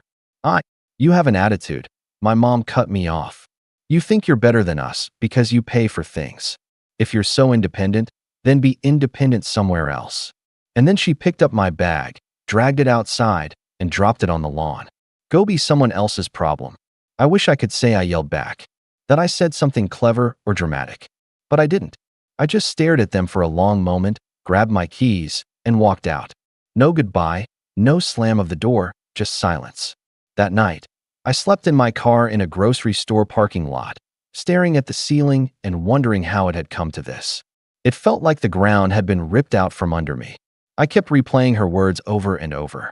Nothing but a burden. It hurt in a way I can't even describe, not just because she said it, but because I believed it for a second. The next few weeks were rough. I stayed with a friend from work, crashing on his couch while I figured out my next move. Every time my phone buzzed with a message from home, I ignored it. I couldn't face them, not yet. I threw myself into work, picked up extra shifts, and started quietly building a plan for my future. Then, exactly 3 weeks later, my phone lit up with a call from my dad. I almost didn't answer, but something told me to pick up. His voice was panicked. "Michael, why is the bank taking our house?" My heart pounded. I hadn't done anything, not directly, but I knew what he was talking about. And I knew exactly what I was going to say. I hung up without explaining, typed out a single text, and hit send. Ask the burden. I could practically feel the silence on the other end of the line. And that was when everything truly started to fall apart. 3 days after I sent that text, ask the burden, the calls started coming one after another. First dad, then mom, then even my sister, who never called me unless she needed something. I didn't pick up. I wasn't ready to hear their voices. The voicemail notifications piled up, each one more desperate than the last. At first it was yelling, "Michael, what did you do?" Then it was pleading, "We just need to talk." Eventually, it turned into guilt trips. "You can't turn your back on your family when we need you most." I kept my phone on silent and went to work like nothing had happened. But inside, my thoughts were a mess. A part of me wanted to drive over there, sit them down, and explain everything. The other part, the bigger part, felt like I finally had a little bit of power. For once, they were the ones scrambling. For once, they were the ones feeling the weight of their decisions. I hadn't expected things to spiral this fast. 3 weeks ago, I was paying rent, quietly patching holes in the drywall, and unclogging the shower drain. 3 weeks ago, I was helping keep that house running. I'd been the one making sure the mortgage payments got sent in on time, because somewhere along the line my parents had started leaving their mail unopened and letting due dates slip. I wasn't on the mortgage, but I had access to their online account because they didn't understand how to set up autopay. Every month, I'd log in, transfer money from my account, and make sure the payment went through. I told myself it was just temporary, just until things got better. When they kicked me out, I stopped paying. Simple as that. I figured they'd notice and take over. I didn't expect them to ignore it for nearly a month. By the end of that first week after Dad's call, the tone of their messages had shifted. My mom left a voicemail that said, "We wouldn't be in this mess if you hadn't been so dramatic. You could have just stayed and helped us like a normal son." That one made me laugh out loud. Not because it was funny, but because it was so predictable. Even now, she still saw me as the problem, not the fact that they'd thrown me out with no warning. I didn't reply, but I did start hearing things from other relatives. My Aunt Caroline, who I'd always been close with, called me one night. "Honey, your mom told the family you abandoned them when they needed you," she said gently. "She's saying you're selfish, that you cut them off to punish them." "Did she mention that she threw my stuff on the lawn and told me to leave?" I asked. There was a pause. "No," my aunt admitted. "She left that part out." I sighed, rubbing my forehead. Figures. That was the thing about my parents. They were experts at rewriting the story so that they came out looking like the victims. When my sister failed a class in high school, it was somehow my fault because I didn't help her enough. When Dad's car broke down, I was blamed for not reminding him to get an oil change. And now, losing the house was being pinned on me for not swooping in to save them. 2 weeks passed, and I started hearing about the house from neighbors too. Apparently, the bank had put a notice on the front door. Word spread fast in a neighborhood like ours. My sister posted something vague and dramatic on Instagram. A black screen with white text. "Can't believe how heartless some people are. Family is supposed to be there when you need them."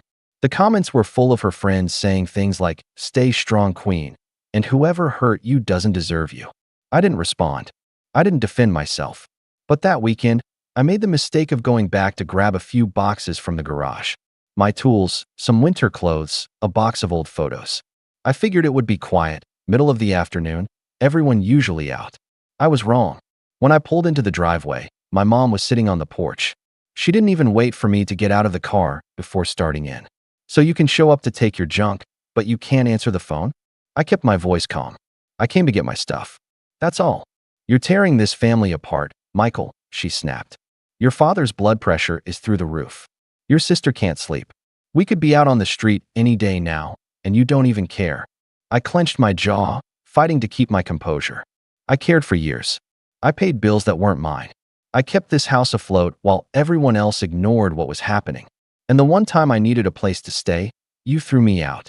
She crossed her arms, eyes cold. "Because you were disrespectful. You think money makes you better than us." I laughed bitterly. "No, Mom. I think actions have consequences. You wanted me gone. Well, I'm gone."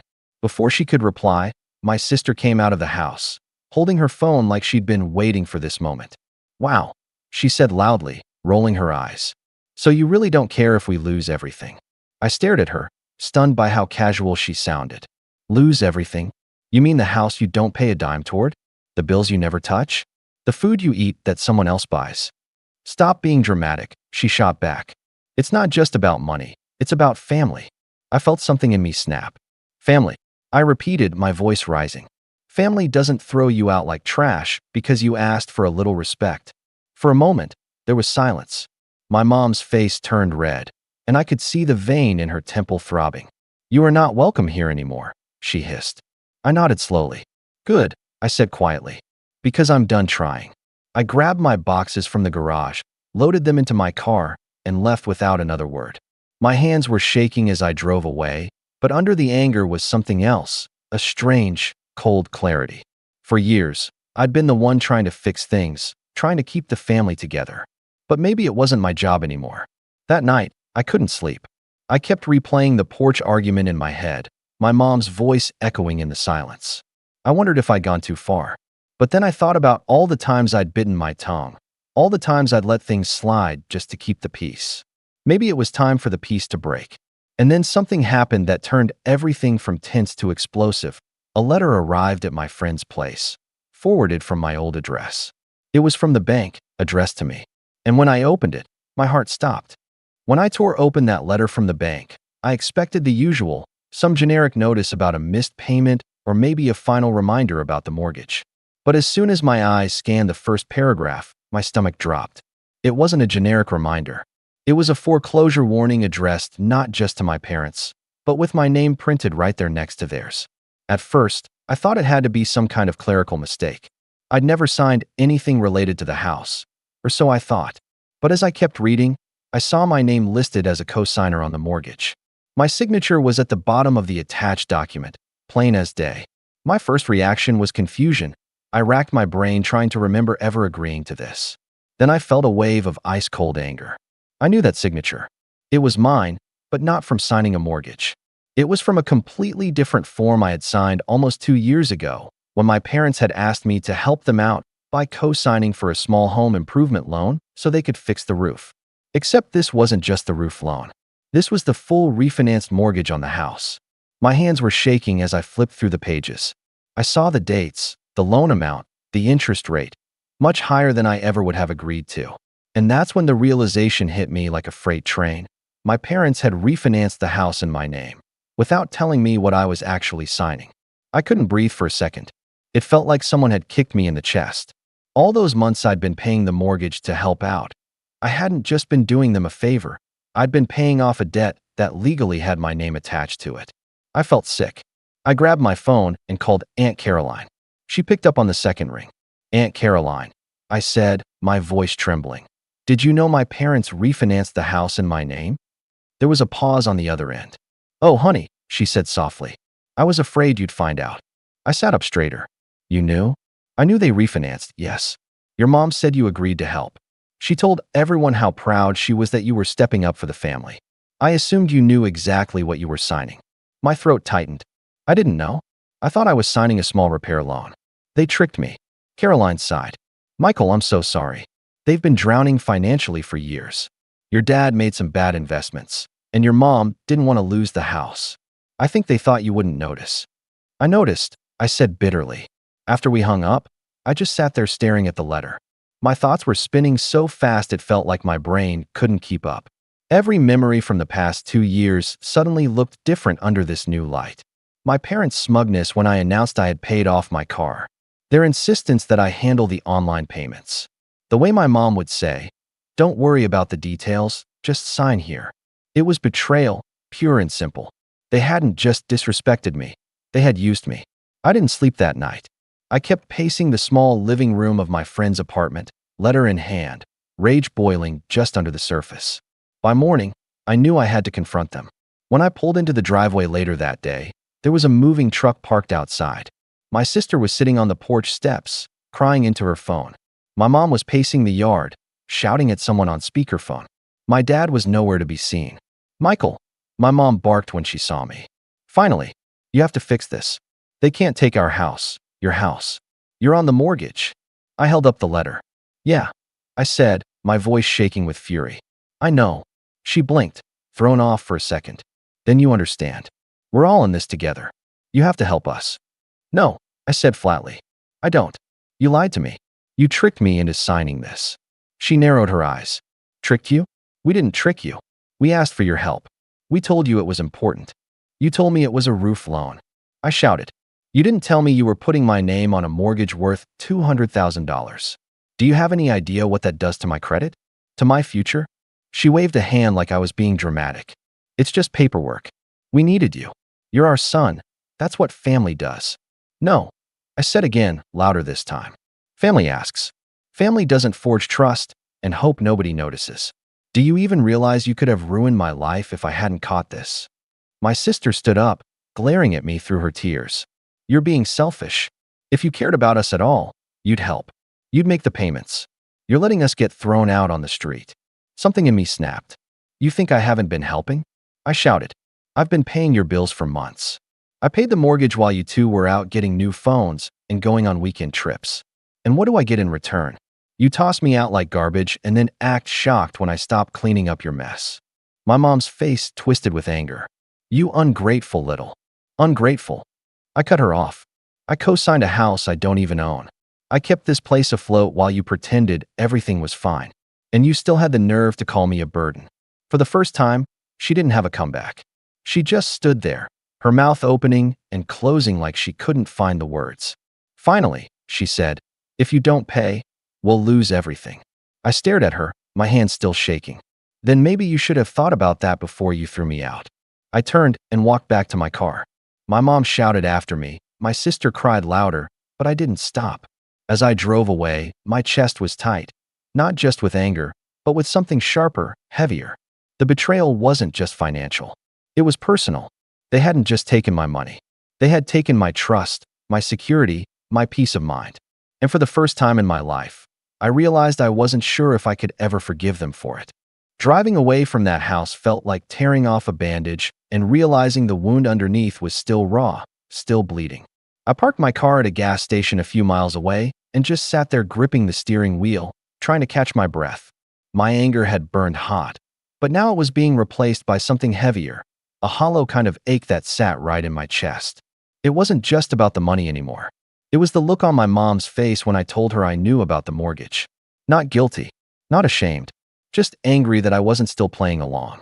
For years, I'd believed that if I worked hard enough, if I kept paying rent and doing chores and being the good son, they'd eventually see me as an equal. But that moment proved they never had. I'd just been convenient. The days that followed were some of the hardest of my life. At work, I could keep it together. I threw myself into my shifts, taking every bit of overtime I could get. But the second I was alone, everything hit me like a wave. I'd lie awake at night on my friend's couch, staring at the ceiling, wondering how my own parents could sign me onto a $200,000 mortgage without telling me, wondering what else they'd done behind my back. And then came the calls from the bank. I ignored them at first, terrified of what they might say. But one afternoon, I finally picked up. "Mr. Johnson," the voice on the other end said, "we're calling regarding the delinquent mortgage on 1247 Ridgeway Lane. We've attempted contact with the other signers, but you're the only one who's responded. Are you planning to bring the account current?" I felt like my throat was closing. I can't," I admitted. "I don't live there anymore. I didn't even know I was on the mortgage until recently." The woman on the line sighed like she'd heard this 1,000 times. "Unfortunately, as a co-signer, you're legally responsible for the debt.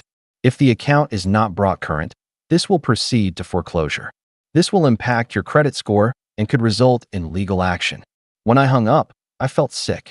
My credit was one of the few things I had going for me. It was the reason I'd been approved for my car loan, the reason I'd been able to rent my apartment after college before moving back home. And now it was about to get wrecked because of something I never agreed to. I didn't tell anyone about the call, not even Aunt Caroline. I just went quiet. I started skipping lunch breaks at work to save money, funneling every spare dollar into my savings account. I stopped going out with friends, stopped buying anything that wasn't strictly necessary. I knew I couldn't fix the house situation, not by myself, but I could at least prepare for whatever came next. One night, after another late shift, I sat in my car outside the warehouse and let myself cry for the first time in years. Not just from anger or frustration, but from grief. I was grieving the family I thought I had, the version of my parents who cared about me more than their own pride, the home that I had worked so hard to keep together, thinking it was worth saving. I thought about driving back and trying one more time to reason with them. Maybe if I explained how this would destroy my credit, they'd understand. But then I remembered my mom's voice on the porch. "It's just paperwork. We needed you." There had been no apology, no regret, just entitlement. So I stayed away. Weeks passed. The foreclosure process moved forward. I started getting more letters, this time addressed directly to me. Legal notices, credit warnings, statements showing how much was past due. Every envelope was another reminder that my life was being dragged into chaos by people who hadn't spoken a kind word to me in months. I stopped answering my parents' calls completely. Eventually, they stopped calling too. But then came a text from my sister. "Hope you're happy. We have to be out by the end of the month. Mom says you ruined everything." I stared at it for a long time before putting my phone down. At work, my boss noticed I was quieter than usual. One night, he pulled me aside. "You okay, man? You've been off lately." I hesitated, then told him a little about what was going on. "Not everything, just enough."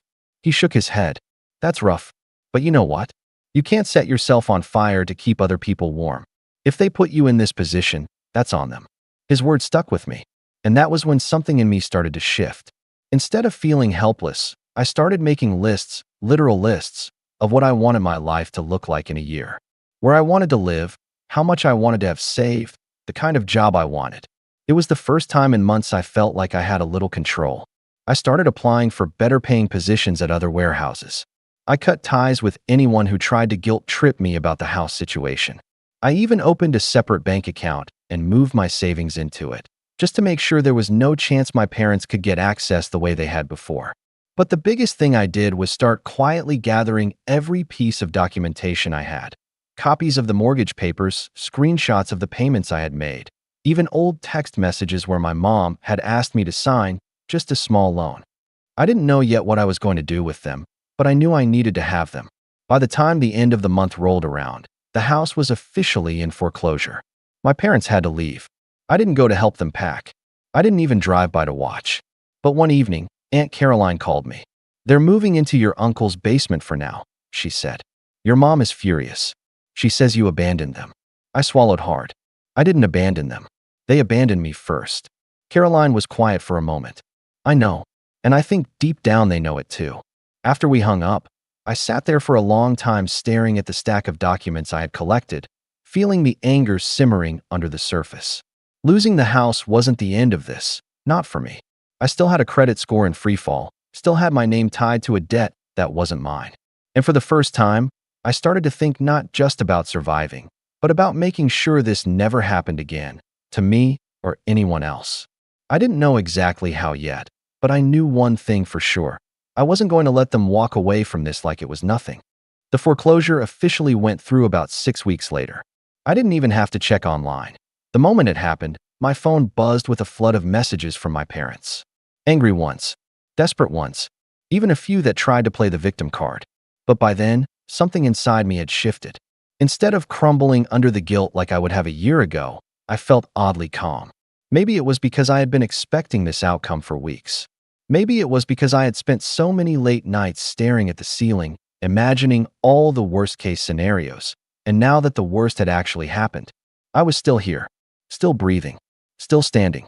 And standing was enough to start building again. I had been secretly applying to jobs outside of my small town, places where I could start fresh.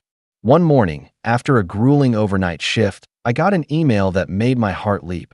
A warehouse management position 2 towns over wanted to interview me. It wasn't glamorous, but it was a step up, salaried, with benefits, and most importantly, far away from the place where I had been made to feel like I didn't belong. I prepped for that interview like my life depended on it, because in a way, it did. I researched the company, rehearsed my answers, even borrowed a proper button-down from my friend so I'd look professional. When the day came, I drove out there nervous but determined. The interview went better than I could have hoped. They were impressed by my experience, the fact that I had been running inventory systems practically by myself at my last job. A week later, I got the call. I was hired. That was the first real win I'd had in months, and it felt like a dam breaking. Suddenly, there was momentum in my life again. With the higher salary, I was able to get my own apartment, small, but mine. No couch surfing, no relying on anyone else's goodwill. I furnished it slowly, one paycheck at a time. A thrift store table, a secondhand couch, a decent mattress. Every piece I brought into that space felt like a declaration. This is my life now. This is my home. I also started repairing the damage to my credit. I sat down with a financial advisor, explained the whole nightmare, and together we worked out a plan. It wasn't quick. Nothing about rebuilding credit ever is. but there was something deeply satisfying about taking control of it. Every time I made an on-time payment on my small personal credit card, every time I saw my score inch up a few points, it felt like reclaiming a little piece of my future. And through it all, I didn't speak to my parents. Not once. They tried, of course. At first, it was angry texts. Then it turned into guilt trips. "We just want our family back. Your sister misses you. We can't believe you'd hold a grudge over something so small." That one made me laugh. So small? Signing me onto a massive mortgage without telling me and then throwing me out of the house was apparently a small thing. Eventually, they stopped reaching out altogether. And you know what? The silence was peaceful. As the months passed, I threw myself into my new job. I worked hard, learned everything I could, and before long I was promoted again, this time to oversee a team. It felt strange at first, having people look to me for guidance, but I realized I was good at it. I'd spent years managing chaos at home, juggling responsibilities no one else wanted. Now I was being paid to do it and respected for it. For the first time in my life, I started to feel proud of myself, not just for surviving, but for building something on my own. I didn't broadcast any of it to my family. No social media posts, no updates. But I heard through the grapevine that my parents had moved into a small rental apartment and that things were tense between them. Apparently, the foreclosure had driven a wedge into their marriage. Dad blamed Mom for refinancing. Mom blamed Dad for losing his job, and both of them blamed me for abandoning them. Meanwhile, I was thriving. I reconnected with a few old friends I hadn't seen since high school. People who remembered me before all the drama weighed me down. One of them, a guy named Drew, introduced me to a mentor of his who worked in logistics consulting. That connection eventually led me to start taking night classes in supply chain management. It was grueling, balancing work and school, but for the first time, every step forward felt like it was mine. By the end of the year, I had enough savings to pay off my car completely and start an emergency fund. I even started thinking about buying a small condo one day, under my name and my name only. It was around this time that my sister tried to reach out again. She sent me a long, rambling message about how hard things had been, how she wished we could go back to the way things were. I almost replied, almost. But then I remembered standing on that porch, her calling me selfish while I was trying to hold everything together. I left the message on read. Still, her reaching out stirred something in me. Not guilt, not anymore, but resolve. Because while I had moved on, the legal mess was still technically tied to me. The foreclosure was still on my record, still dragging my credit down, still a reminder of how easily my life could be wrecked by someone else's decisions. And every time I saw it listed on my credit report, the anger came back. So I started researching.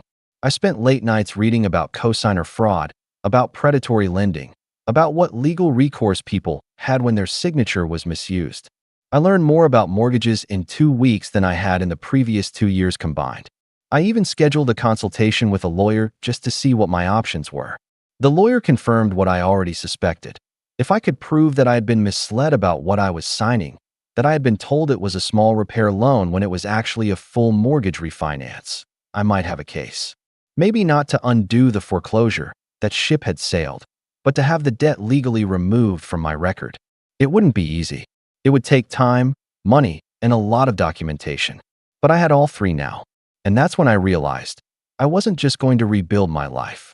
I was going to make sure that what they did to me followed them, legally, financially, and socially, until they had to face it. For months, they had made me feel powerless. But now I had something they didn't expect. Leverage. The first step in my plan wasn't dramatic. No confrontation, no heated arguments. It was quiet, methodical, and almost boring. But it was also the most important thing I'd ever done for myself. I started by gathering every single piece of evidence I could find. Old texts from my mom, screenshots of my bank transfers, copies of the emails confirming I had made the mortgage payments for months. I even dug up a voice message she'd left me around the time of the refinance saying, "Just sign it, Michael. It's nothing big, just for the roof." I hadn't thought much of it at the time, but now it was a crucial piece of proof that I'd been misled. The bank statements were the hardest to look at. Each one was a reminder of just how much money I had poured into that house while being told I wasn't doing enough. It made me angry all over again, but it also fueled me. This wasn't just about revenge anymore. It was about setting the record straight and making sure no one could ever use me like that again. I organized everything into folders on a USB drive and backed it up in 3 separate places: my laptop, the cloud, and a secure external hard drive. I wasn't going to risk losing any of it. Then I started making calls. The lawyer I had consulted with months earlier remembered me immediately. "Ah, you're the one with the co-signed mortgage situation," he said. "Did you decide to pursue it?" "Yes," I said simply. "And I have proof now." He had me come into the office with all my documents. We spent nearly 2 hours going through everything, line by line. By the end, he leaned back in his chair and let out a low whistle. "This is strong," he said. "You can absolutely make a case that you were misled. At the very least, you could get this off your credit report. At most, you could sue for damages." I didn't even hesitate. "Let's do it." Over the next few weeks, we filed the necessary paperwork: a formal dispute with the credit bureaus, a complaint with the bank's fraud department, and finally, a demand letter to my parents, informing them that unless they were willing to come to the table and negotiate a settlement, I would be pursuing legal action. That letter wasn't meant to scare them. It was meant to make them take me seriously. And judging by what happened next, it worked. A week after the letter was delivered, my phone buzzed with a call from a number I didn't recognize. When I answered, it was my dad. "What are you trying to do to us?" he said without even saying hello. His voice was tight, angry. "I'm trying to get my name cleared," I said calmly. "You signed me onto a mortgage without my knowledge. You ruined my credit. I'm just fixing what you broke." "You're going to bankrupt us," he snapped. I almost laughed. "You already bankrupted yourselves. I'm just making sure I don't go down with you." He started to argue, but I cut him off. "You have 30 days to respond to the letter. Talk to your lawyer." And then I hung up. For the first time in years, I felt like I was the one in control. Around this time, my life outside of the legal battle was thriving more than ever. My new job had turned into something of a passion for me. I had been promoted again, this time to operations coordinator, which meant I wasn't just running a warehouse. I was helping design systems that made the entire supply chain run smoother. The company even paid for me to take a certification course, which would open the door to even higher positions down the line. And with the higher paychecks, I was able to accelerate my financial recovery. I paid off my remaining debts, built up a proper emergency fund, and even started investing a little each month.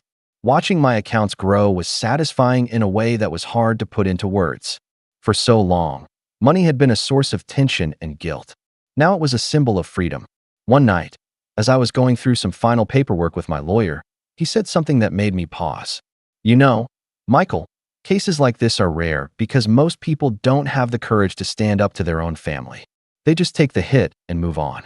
I thought about that as I drove home. He was right. The old me would have done exactly that. I would have taken the hit, shouldered the blame, and kept paying for mistakes that weren't mine. But not anymore. The last piece of the puzzle came unexpectedly. I got an email from the bank saying they had completed their investigation and determined that I had, in fact, been misled during the refinance process.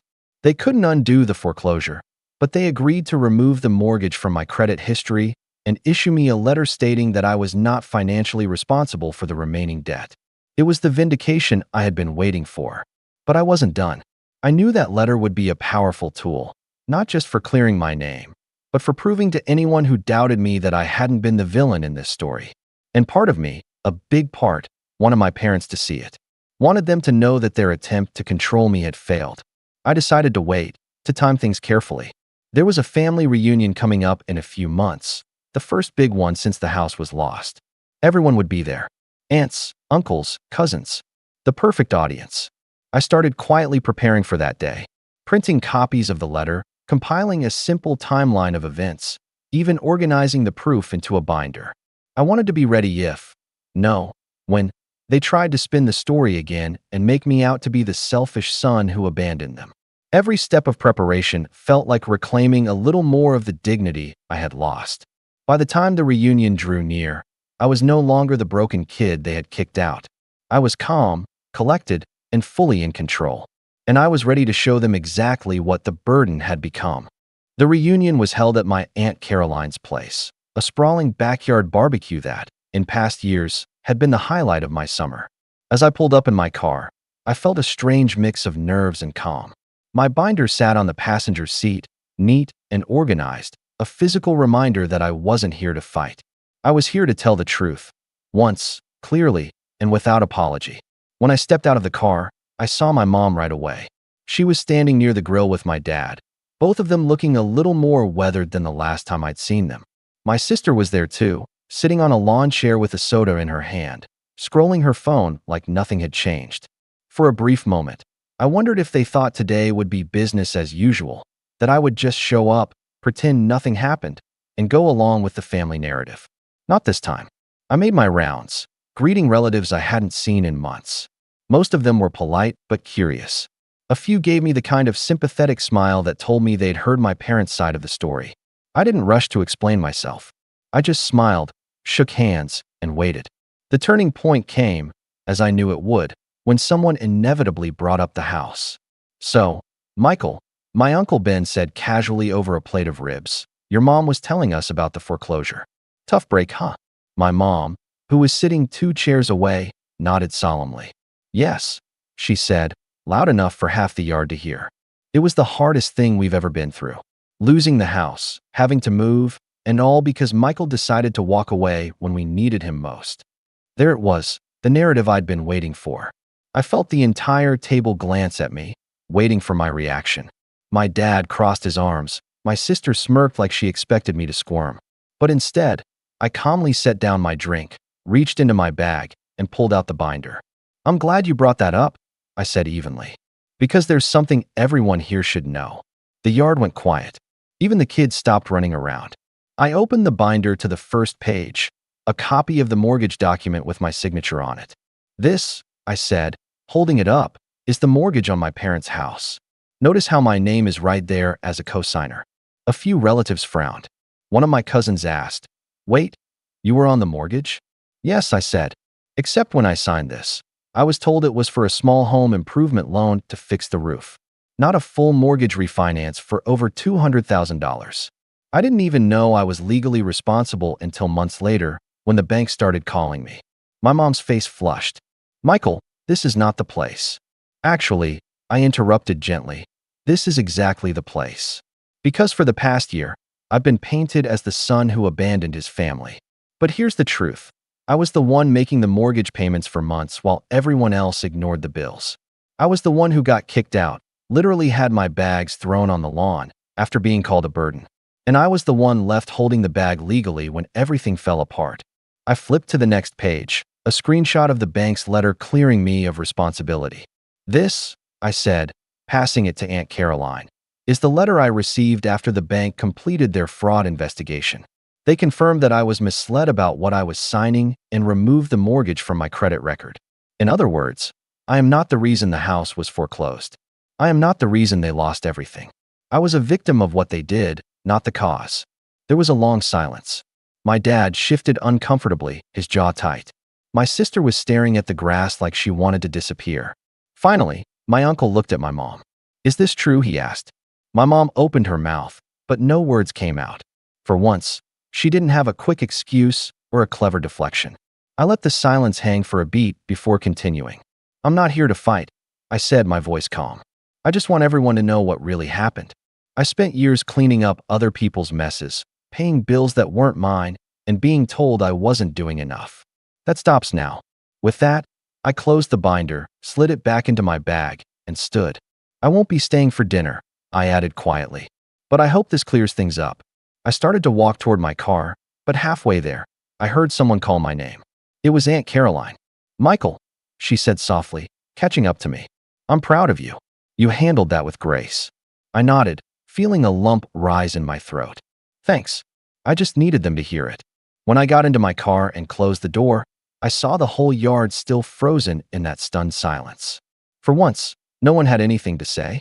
As I drove away, I felt something I hadn't felt in a long time. Not just relief, but power. I hadn't yelled. I hadn't lashed out. I hadn't stooped to their level. I had simply told the truth and let it sit there, undeniable. And judging by the looks on their faces, it had landed exactly the way I hoped it would. But the best part wasn't the silence, or the looks, or even the vindication. It was knowing that from this moment on, the story of what happened wasn't just theirs to tell. It was mine too, and I wasn't done telling it. Driving home from that reunion felt different than any other drive I had ever taken from a family event. There was no knot in my stomach, no rehearsing comebacks I wished I'd said, no guilt weighing me down. Just a deep, still calm, like the kind that comes after a storm passes. But the real fallout didn't happen until the next day. I woke up to a string of messages on my phone, some from extended family, some from numbers I didn't even recognize. Most of them were short, didn't know all that. Good for you. Or proud of you for standing up for yourself. My cousin Jake even sent me a screenshot of the family group chat.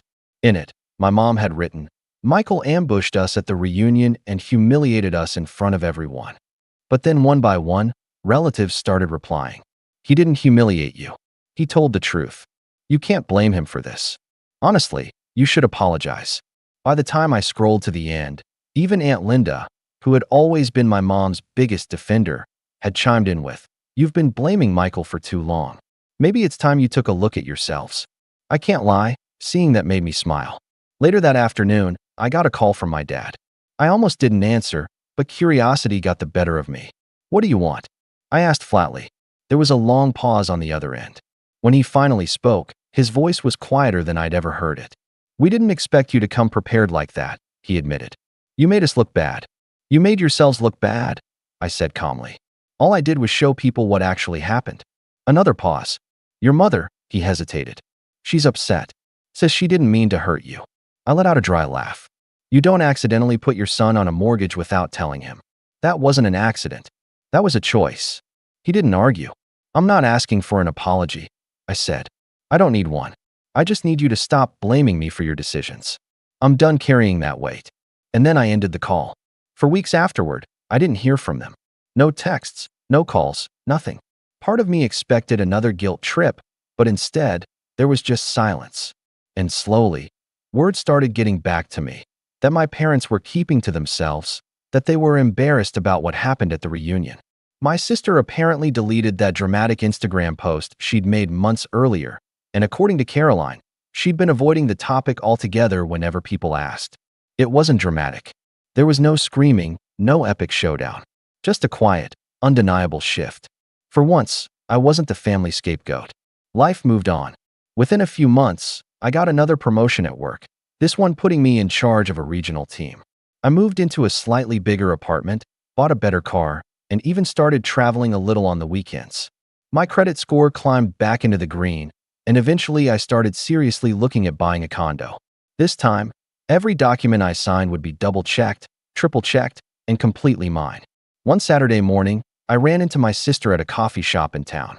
It was awkward at first. We hadn't spoken since the reunion. But to my surprise, she approached me.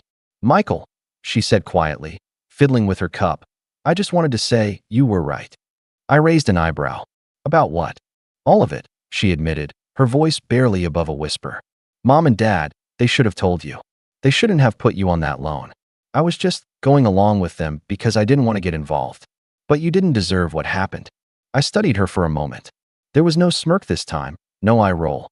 She actually looked sorry. "Thank you," I said finally. "That means more than you know." We didn't hug. We didn't suddenly become best friends. But there was something healing about that moment, a tiny crack in the wall that had been between us for so long. The final piece of closure came a few months later when I got an envelope in the mail, a handwritten letter from my mom. It was short, just a page and a half. She admitted that they had been desperate to save the house and hadn't thought through what they were asking of me. She said she was sorry for the way she treated me the night she threw me out, and that she hoped, someday, we could rebuild our relationship. I didn't cry when I read it, but I did sit there for a long time staring at the page. It wasn't a perfect apology, but it was the closest thing to one I had ever gotten from her. I wrote back a few days later. My response was simple. "I'm glad you're starting to see things clearly. I've moved on, and I hope you do too. But I won't put myself back in a situation where I'm treated like less than family. If we rebuild this, it has to be on equal ground." I never got a reply, but that was okay. I didn't write it for her. I wrote it for me. Because for the first time in my life, I wasn't reacting to their chaos. I wasn't cleaning up their mess. I wasn't trying to earn their approval. I was living my life on my terms. And when I finally closed that letter and set it aside, I smiled. A small, private smile, and whispered to myself, "Ask the burden now." Then I went back to living. My name's Callan. I'm 31. I've never really fit into my family the way you'd hope a son or a brother might. Don't get me wrong. On paper, it all looks fine. I have a decent job in IT. I own a condo I actually live in. I'm polite, presentable, and dependable in the ways that matter. But in my family, dependable just meant someone we can dump stuff on without saying thank you. It's taken me most of my adult life to realize that no one in my family actually sees me. I'm either the invisible fixer, the punchline, or the fallback plan. Never the son they brag about. Never the brother they admire. Especially not to my sister, Brielle. Brielle is 28, and I swear, she was born knowing how to make a room revolve around her. She's one of those people who can laugh in a way that makes everyone else want to laugh too, even if nothing's funny. She's smart, beautiful, confident, and just manipulative enough to stay 3 steps ahead of everyone else while still looking like the victim. Growing up, she had a flair for drama and for using it as a weapon. I was always the scapegoat. If something went missing, I took it. If she failed a test, I distracted her. If she felt insecure, it was because I bragged too much about getting a part-time job while still in high school. I didn't brag. I just mentioned it. Once, at dinner, she cried. I got grounded. By the time we were adults, I thought maybe things would balance out. I tried to stay supportive, even after years of resentment. When she dropped out of college after 2 semesters, I helped her write her resume. When she wanted to move into a better apartment with her boyfriend, now fiancé, guess who co-signed the lease? And when she announced her engagement last year and said she wanted a family-centered wedding, I offered to help however I could. Because that's what I do. I help, even if I don't get a thank you. Even if I get mocked behind my back for still driving a 10-year-old car. Even if I'm not really wanted at the table, just expected to set it. Her engagement dinner was held at one of those trendy restaurants with dim lighting and fake exposed brick, like it's trying to be both rustic and modern. I'd helped her secure the venue for the wedding itself, some ridiculous lakefront property that required a non-refundable deposit of $10,000. She'd begged me to put it in my name since she didn't have the credit, promising she'd pay me back within a month. That was 6 weeks ago. Not a dime had shown up. I kept telling myself she'd get around to it. That maybe, just maybe, this dinner would be a fresh start between us. That maybe she'd even thank me in front of everyone. Instead, I got blindsided. We were halfway through dinner. The servers had just brought out the main course, some overpriced chicken dish with a name I couldn't pronounce, when Brielle stood up, glass of champagne in hand. She smiled at her fiancé, then at our parents, then around the room. Everyone leaned in like they were about to hear something heartfelt. I leaned in too, hoping. To my fiancé, she said, voice light and glittery. You are the best decision I ever made. But tonight, I want to thank someone who showed me exactly what not to do. Someone who reminded me, every day, what settling looks like. She turned toward me, dead in the eyes, and smiled. Let's all raise a glass to my big brother Cowan. Thanks for being the blueprint of what not to become. For a split second, I thought she might be joking. Some kind of clumsy, twisted inside joke. But then the room erupted in laughter. Our uncle clapped. Our mom chuckled behind her wine glass. Even our dad cracked a grin and muttered something like, well, she's not wrong. And just like that, I was frozen. I didn't say a word. I didn't even blink. My hands stayed on my lap as people toasted around me like I wasn't even there. I caught the eye of my cousin Maddie, one of the few family members who'd always been halfway decent to me, and she gave me a tight-lipped, sympathetic smile. But she didn't say anything, either. I finished my water, pushed my chair back, said I wasn't feeling well. No one stopped me. No one even asked if I was okay. I left before dessert was served. The drive home was quiet. Not emotionally quiet. No, my brain was a storm of memories, insults, and echoing laughter. But physically, just the hum of the tires and the occasional blinker as I turned again, pulled into my parking garage. I stared at the ceiling that night. I thought about how many times I'd forgiven her. How many times I'd told myself that this time would be different. That maybe if I kept showing up, kept supporting her, kept swallowing the disrespect, she'd see me. She'd appreciate me. But now I knew. She didn't have to scream, she didn't respect me. She could do it with a smirk and a toast. That's when I remembered the deposit. The $10,000 venue deposit. Still in my name. Still sitting in my bank's pending transaction history. I opened my laptop. Logged in. Read the cancellation policy twice. Then I clicked cancel. No warning. No refund to her card. Because there was no card. It was all me. I leaned back in my chair. My heart wasn't racing. It wasn't even angry anymore. It just felt calm. The first text came in around 7:30 the next morning. Then another. Then a call. Then 3 missed ones. Then a voicemail with Brielle screaming about some mix-up and how could this happen? And do you even know what you've done? I knew exactly what I'd done, and I wasn't even close to finished. I let the phone buzz itself into silence. I didn't answer. Not yet. I made myself a cup of coffee, watered the plants on my balcony, and actually sat down to enjoy breakfast for the first time in what felt like forever. Something about not being anyone's doormat suddenly made food taste better. But my peace didn't last long. By 10 a.m., my mother was calling. When I didn't answer, she texted, "Mom, Callan, please pick up. Your sister is in tears. What you did was cruel. So unnecessary. No, why did you do it? No, are you okay?" Just the assumption that I'd done something wrong. I deleted the message. A few minutes later, another text came in, this one from Brielle herself. Multiple messages, actually, all stacked in a row, like a tantrum being live-tweeted in real time. "Brielle, what is wrong with you? Brielle, you ruined everything. Brielle, you knew we needed that venue. I told everyone about it. Brielle, you better fix this. Today, Brielle, I can't believe you'd sabotage your own sister. Just because you can't stand to see me happy?" There it was. The narrative shift. I wasn't the victim of a public insult. I was the jealous saboteur now. Classic Brielle. That afternoon, my cousin Maddie called. I actually picked up. She sounded nervous. "Hey, just checking in. That toast last night. Yeah, it wasn't cool. I wanted to say something. You didn't," I said. Not mean, not sharp. Just the truth. "I know. I'm sorry. I felt like if I did, it would have turned into a whole thing, and it should have turned into a thing," I replied. Maybe if someone stood up to her once in her life, we wouldn't be here. She was quiet for a moment. Then, "Is it true you canceled the venue?" "Yep." "Wow," she said, in a tone I couldn't quite read. Half awe, half worry. "She's losing her mind right now? Screaming at your parents, blaming everyone. Her fiancé left their place this morning and hasn't come back." I didn't respond to that. "You know they were counting on that venue for the engagement photos, right?" she added. "They booked a whole photo shoot around it this weekend." "Then I hope they brought a tripod," I said, sipping my coffee. There was another long pause. Then Maddie lowered her voice and said, "I know I didn't say anything last night, but I see you, Callan. I really do." I didn't say anything for a moment. Then, "Thanks."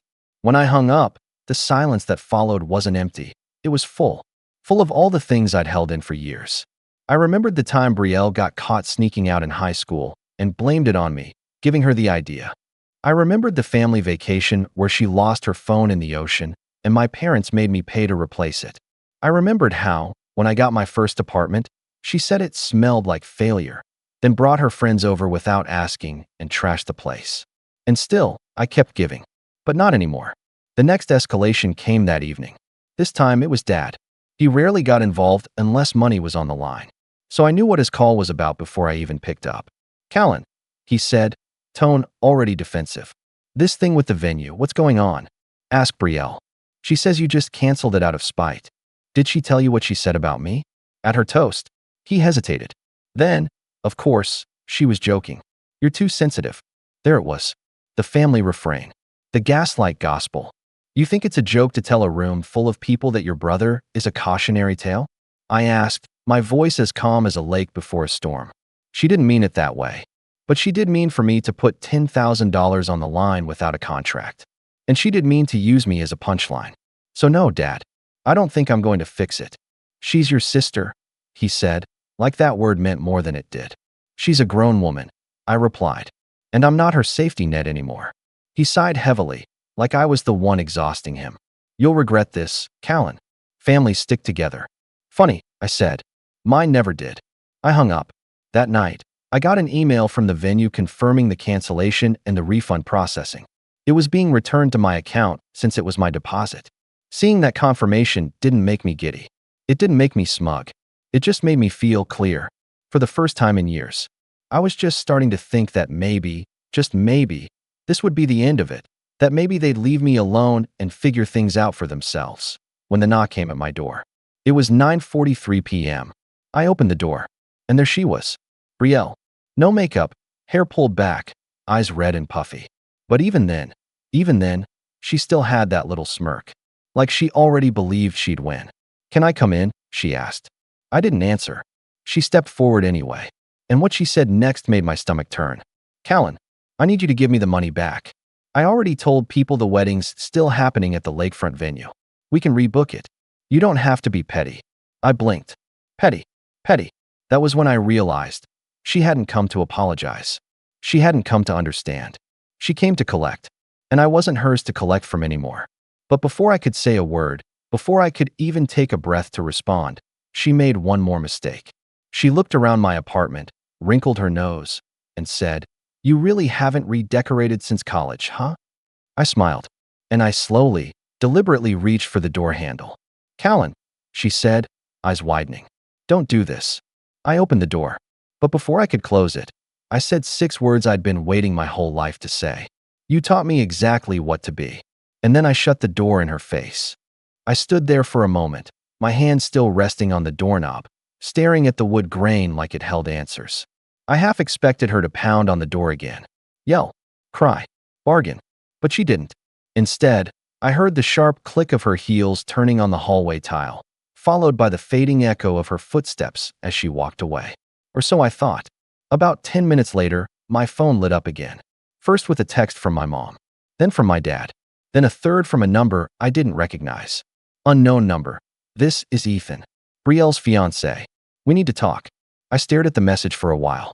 Ethan and I had spoken maybe twice since the engagement, both times superficial. He always seemed, well, not like a bad guy, but not someone who really thought for himself. Brielle had him wrapped around her finger. Or at least, I used to think so. Out of curiosity more than anything, I replied, "About what?" He answered almost immediately, "What really happened with the venue? And what she said about you last night." I didn't laugh. "I just want you to know that." That last line hit differently. I typed back, "You're engaged to her. Why are you messaging me?" He responded, "Because I think I'm about to make the biggest mistake of my life." I didn't reply, not because I didn't have things to say, but because I didn't know where any of this was going yet, and I wasn't about to become someone else's therapist just because my sister couldn't keep her ego in check.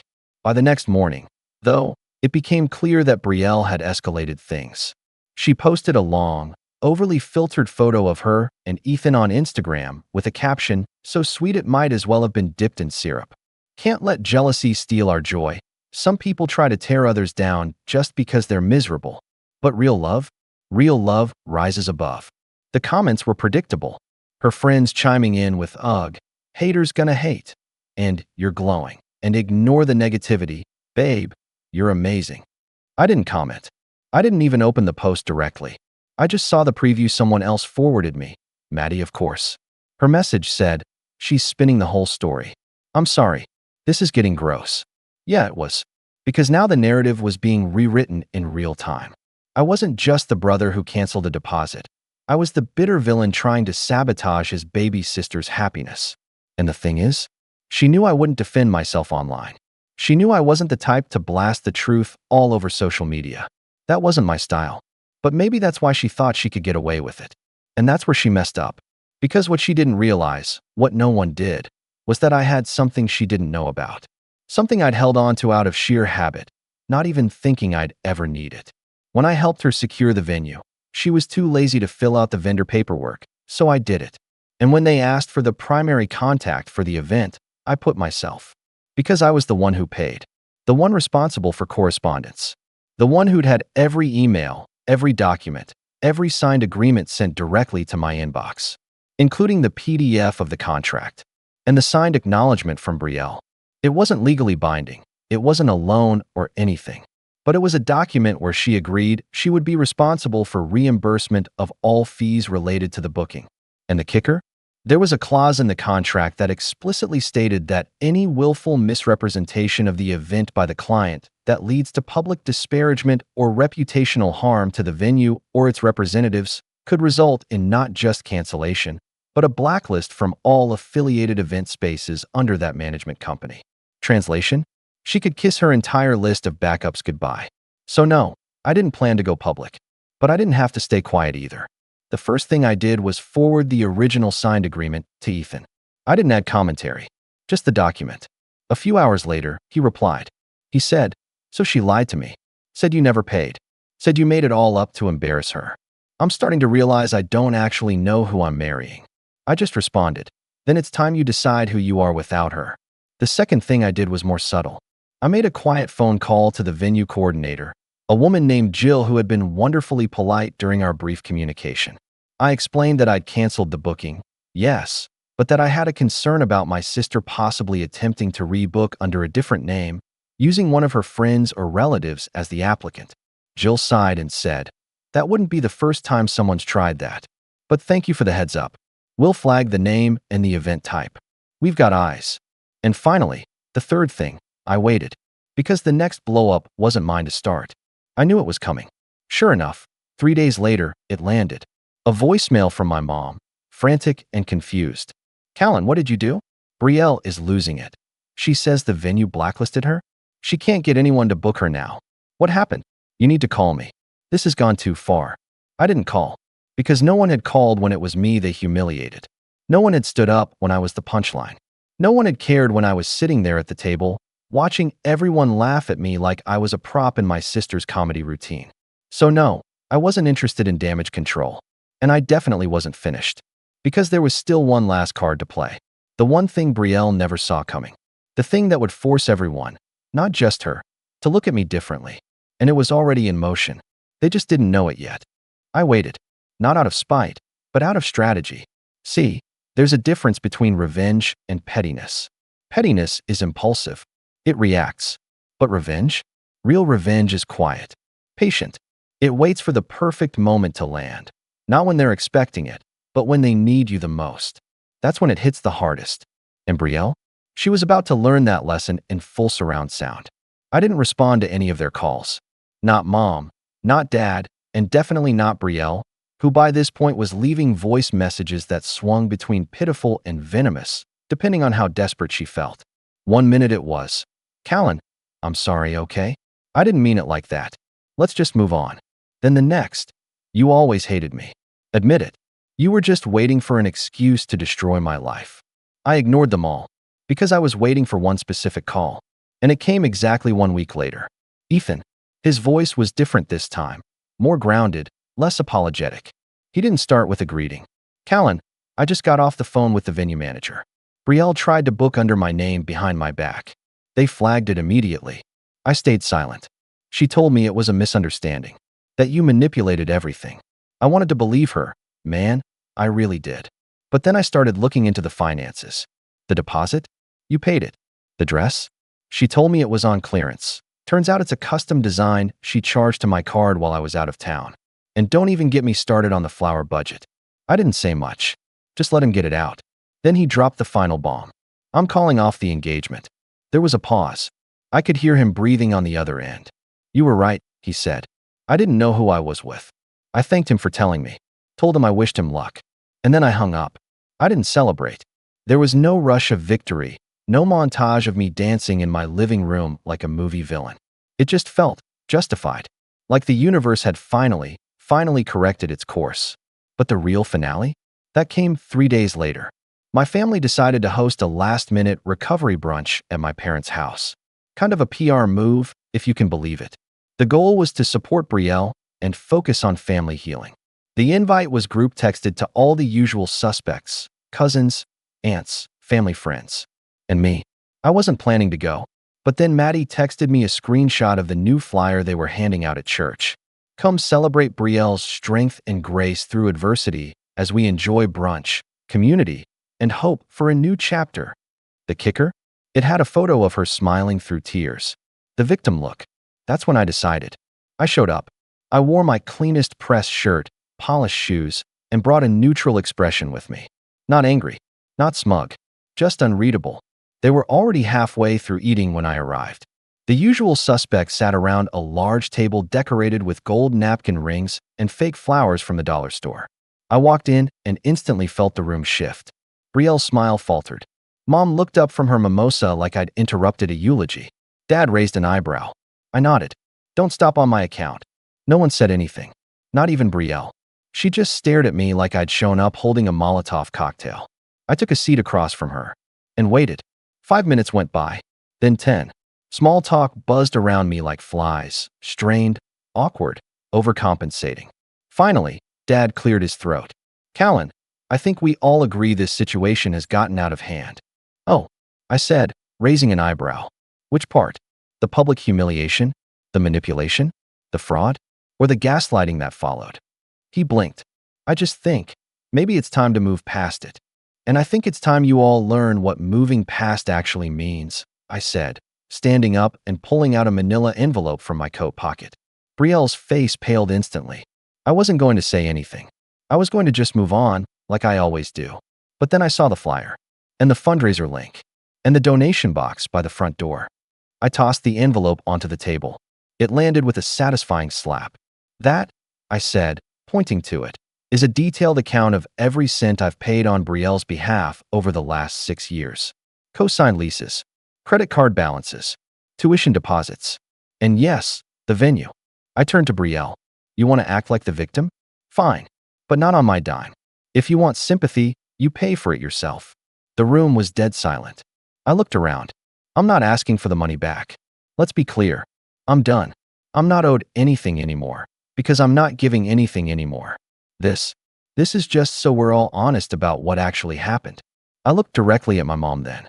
"And if your idea of healing is blaming the only person who's never asked for anything while pouring champagne for the one who keeps lighting fires, then enjoy your brunch. But I won't be part of it."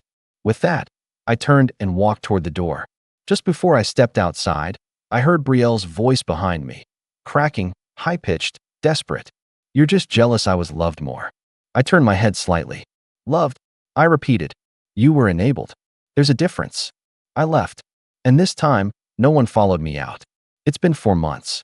I changed my number, deleted the family group chat, blocked Brielle on every platform. I didn't make an announcement. I didn't go nuclear. I just vanished from their lives like smoke from a fire that finally burned itself out. I still talk to Maddie. She came by a few weeks ago and dropped off a bottle of wine with a sticky note that just said, "Good for you." Brielle's wedding was supposed to be last weekend. It didn't happen. Ethan moved to Chicago. New job, new start. He messaged me once more to say thank you. I wished him luck. My parents haven't reached out. Not once. And honestly, I'm okay with that. For the first time in my life, I feel like I'm not constantly trying to prove I belong in a family that never wanted to make space for me. I don't feel like the background character anymore. I don't feel invisible. I feel free. Sometimes, when I'm sipping my morning coffee and looking out over the city skyline from my little balcony, I think about the toast that started it all. Let's thank the person who taught me exactly what not to be. And you know what? She was right. Because I did teach her what not to be. I taught her not to be cruel, not to be entitled, not to take the quiet ones for granted. And most importantly, I taught her what happens when the person you always used finally says, no. Not with yelling, not with revenge, just with clarity. And sometimes, clarity is the most powerful kind of revenge there is. They say the cruelest things always come wrapped in laughter. I never quite understood that until last Thanksgiving. My name's Adam, I'm 32, and for most of my life, I've been the guy you can count on. Not flashy, not loud, but reliable. I paid bills quietly, remembered birthdays, drove folks to appointments, and filled the fridge more times than anyone would admit. I never asked for much in return.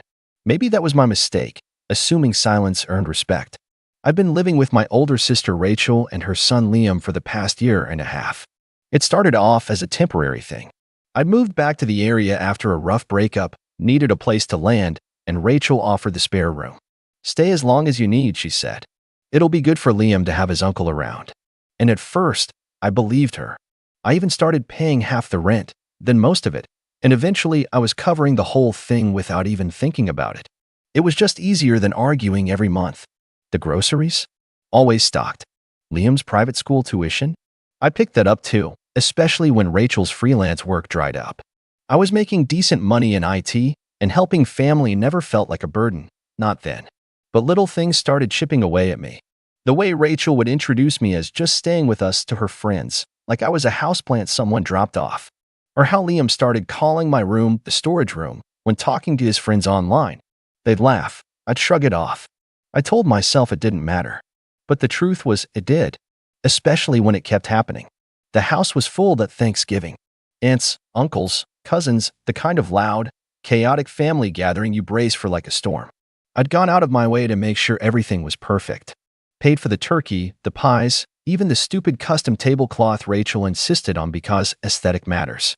I picked up a last-minute $900 tablet for Liam because Rachel said he'd been talking about it nonstop and she couldn't afford it on her own this year. We'll split it later, she promised. I knew we wouldn't. I bought it anyway. Dinner was wrapping up when Liam finally opened his gift. Everyone was gathered around the living room, plates on laps, laughter echoing from every corner. Liam ripped the wrapping off, his eyes lighting up. No way. He grinned. Mom, look. It's the exact one I wanted. He turned it in his hands like it was made of gold, and for a moment, I felt good. Like maybe this was the kind of moment that made all the quiet sacrifices worth it. Then came the comment. Soft, almost casual. Liam chuckled and said, Mom says you're just kind of there. Like, if you disappeared, no one would really miss you. The room went silent for a beat. Just one beat. Then someone snorted. Rachel barked out a laugh, that sharp kind that makes your stomach twist. Kids say the darndest things, she said between bites.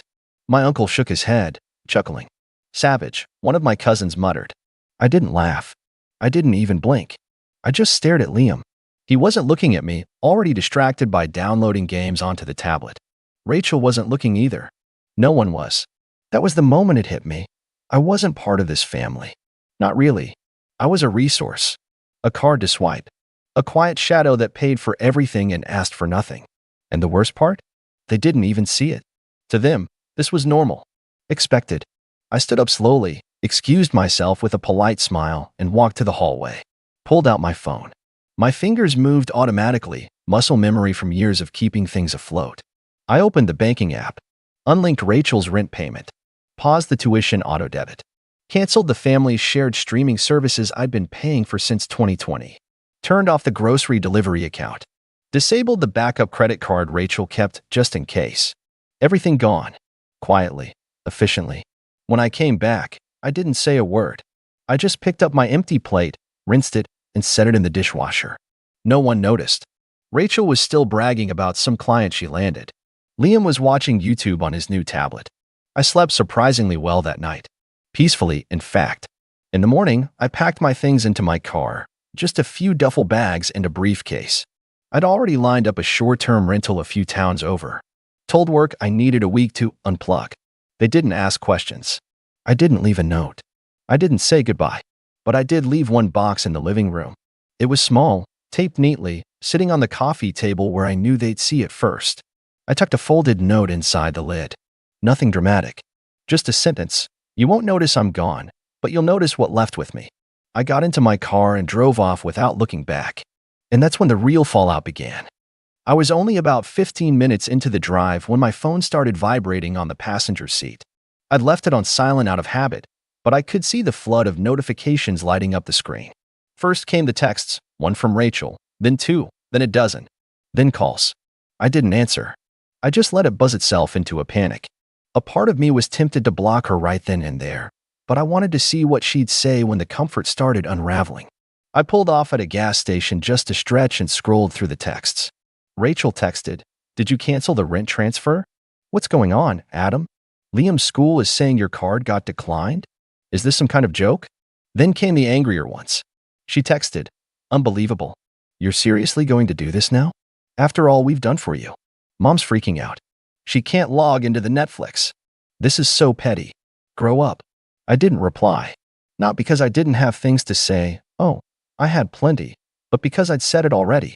With every canceled payment, every revoked login, every withdrawal of my support, I'd spoken louder than I ever had in that house. And the silence that followed? That was just the echo of them realizing I wasn't a fixture in the background anymore. I was a foundation, and they'd cracked it. By the time I arrived at the small cabin I'd rented, I'd stopped checking the phone. The peace of that place, tucked in the woods, no noisy neighbors, just the hum of trees and a faint creek nearby, felt unreal. I hadn't realized how much weight I'd been carrying until I wasn't anymore. The next morning, I finally checked my voicemail. There were 8 messages. The first was Rachel, her voice clipped and cold. "I don't know what kind of midlife crisis this is, but you need to fix it. Liam needs that tablet for school. The second was softer. Okay, maybe we all overreacted. But you can't just leave like this. This is your family, Adam. By message 4, she was yelling. By message 6, she was crying. By 8, it wasn't Rachel at all, it was my aunt. Adam, sweetheart, what happened? Rachel said you left some kind of note? The whole family's talking about it. Please call me. And just like that, I realized how fast their version of events was already spiraling. I knew Rachel, she'd never tell them the full story. She'd never admit what Liam said. Never admit that she'd laughed. That the whole room had. She'd spin it. Say I snapped. That I was always a bit unstable. That I must be dealing with something. That's how it always went, didn't it? Rewrite history before anyone asks questions. But I didn't care anymore. I wasn't going to defend myself to people who'd never defended me. Meanwhile, back at the house, I imagined the chaos unfolding as they opened the box. Inside, I'd left a few things. A folder with every canceled payment listed out in neat bullet points. Rent, effective immediately. Utilities, finalized and closed. Groceries, account locked. Tuition, unpaid balance, $3,200. Subscriptions, see list enclosed. I also left copies of every single payment receipt from the last 12 months, just in case they wanted to pretend they didn't know who had been footing the bill. I highlighted the totals. $21,864.92.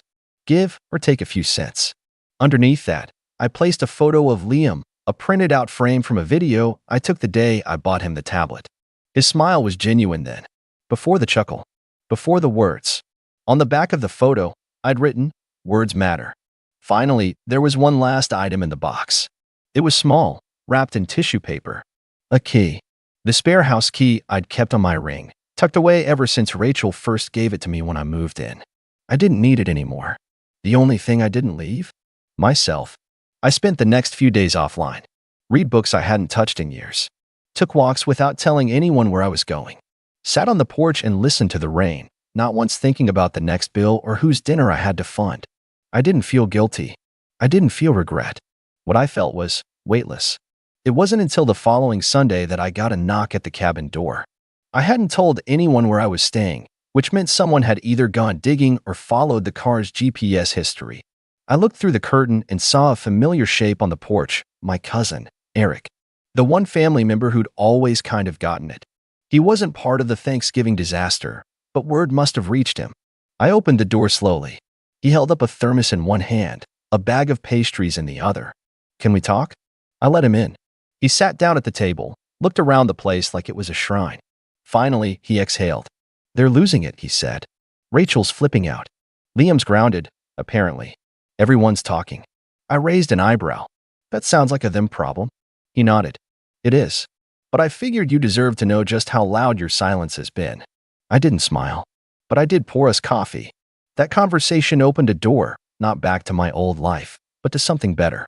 A chance to build new boundaries, new expectations, maybe even new connections with the few people who hadn't laughed that night. But Rachel? Liam?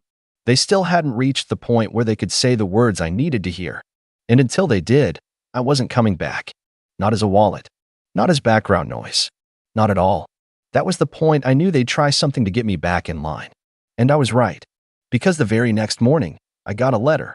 And inside that letter wasn't a card. It wasn't an apology, either. It was a handwritten letter folded neatly into thirds, like something from a movie, with my name on the front in Rachel's loopy, overconfident handwriting. She always wrote like she was signing autographs.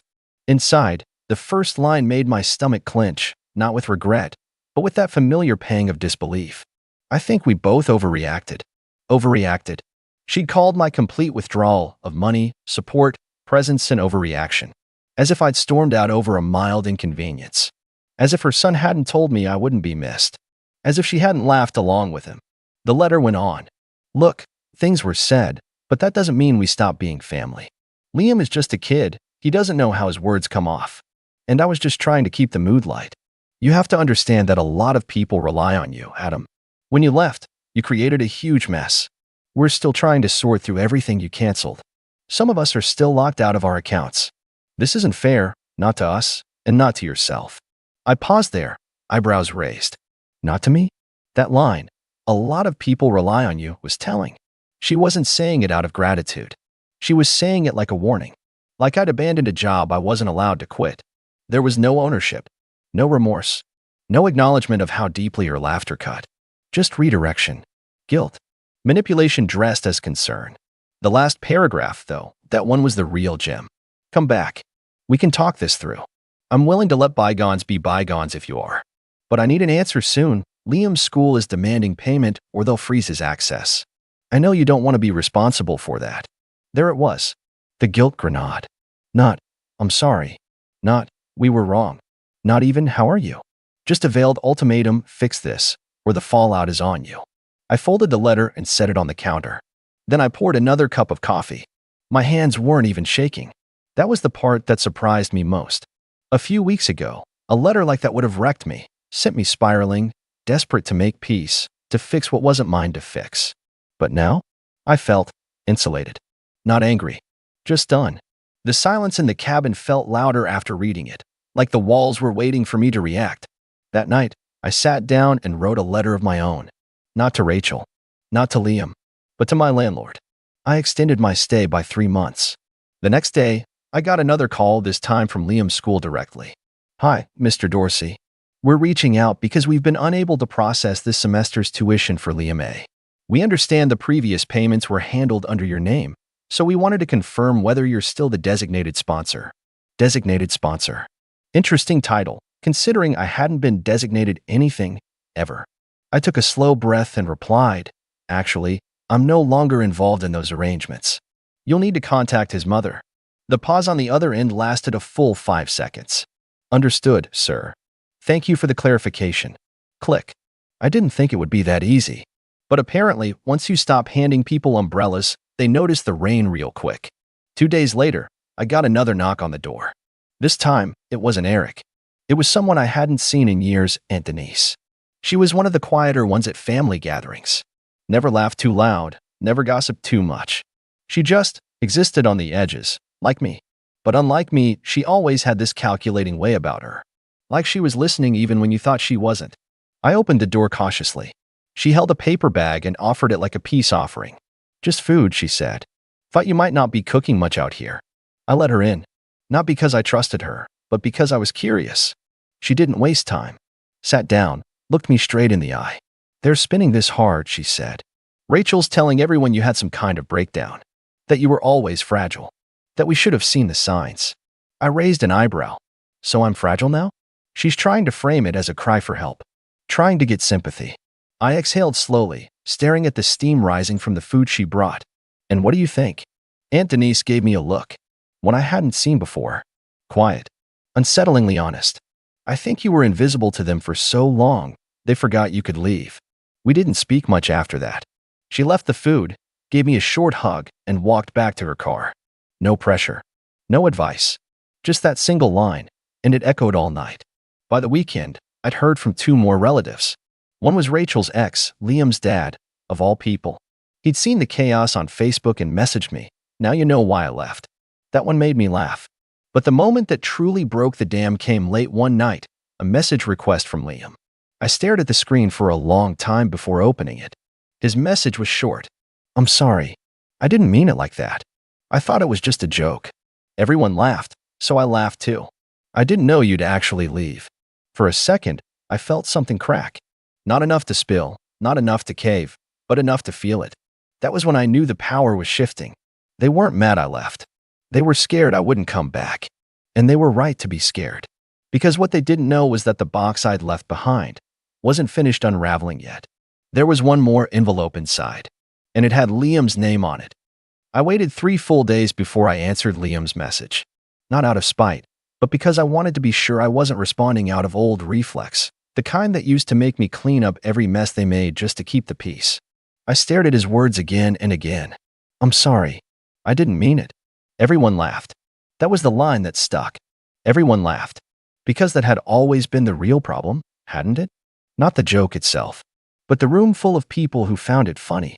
The people who saw me, not as a person, not as family, but as a background character. A set piece with a credit card. Still, Liam was a kid. 14, yeah, but old enough to know better and still young enough to believe what his mother told him. I couldn't hate him for parroting what Rachel said behind my back. but forgiving him didn't mean going back. So when I finally replied, I kept it short and honest. I believe you didn't mean it, but I also believe you said it because someone made you feel like it was okay to say. That's something they need to fix, not me. I'm not mad at you, but I'm done being the punchline. He didn't reply, but I saw the message go read, and that was enough. 2 more days passed. Then Rachel showed up. I heard the car tires crunching gravel before I even looked out the window.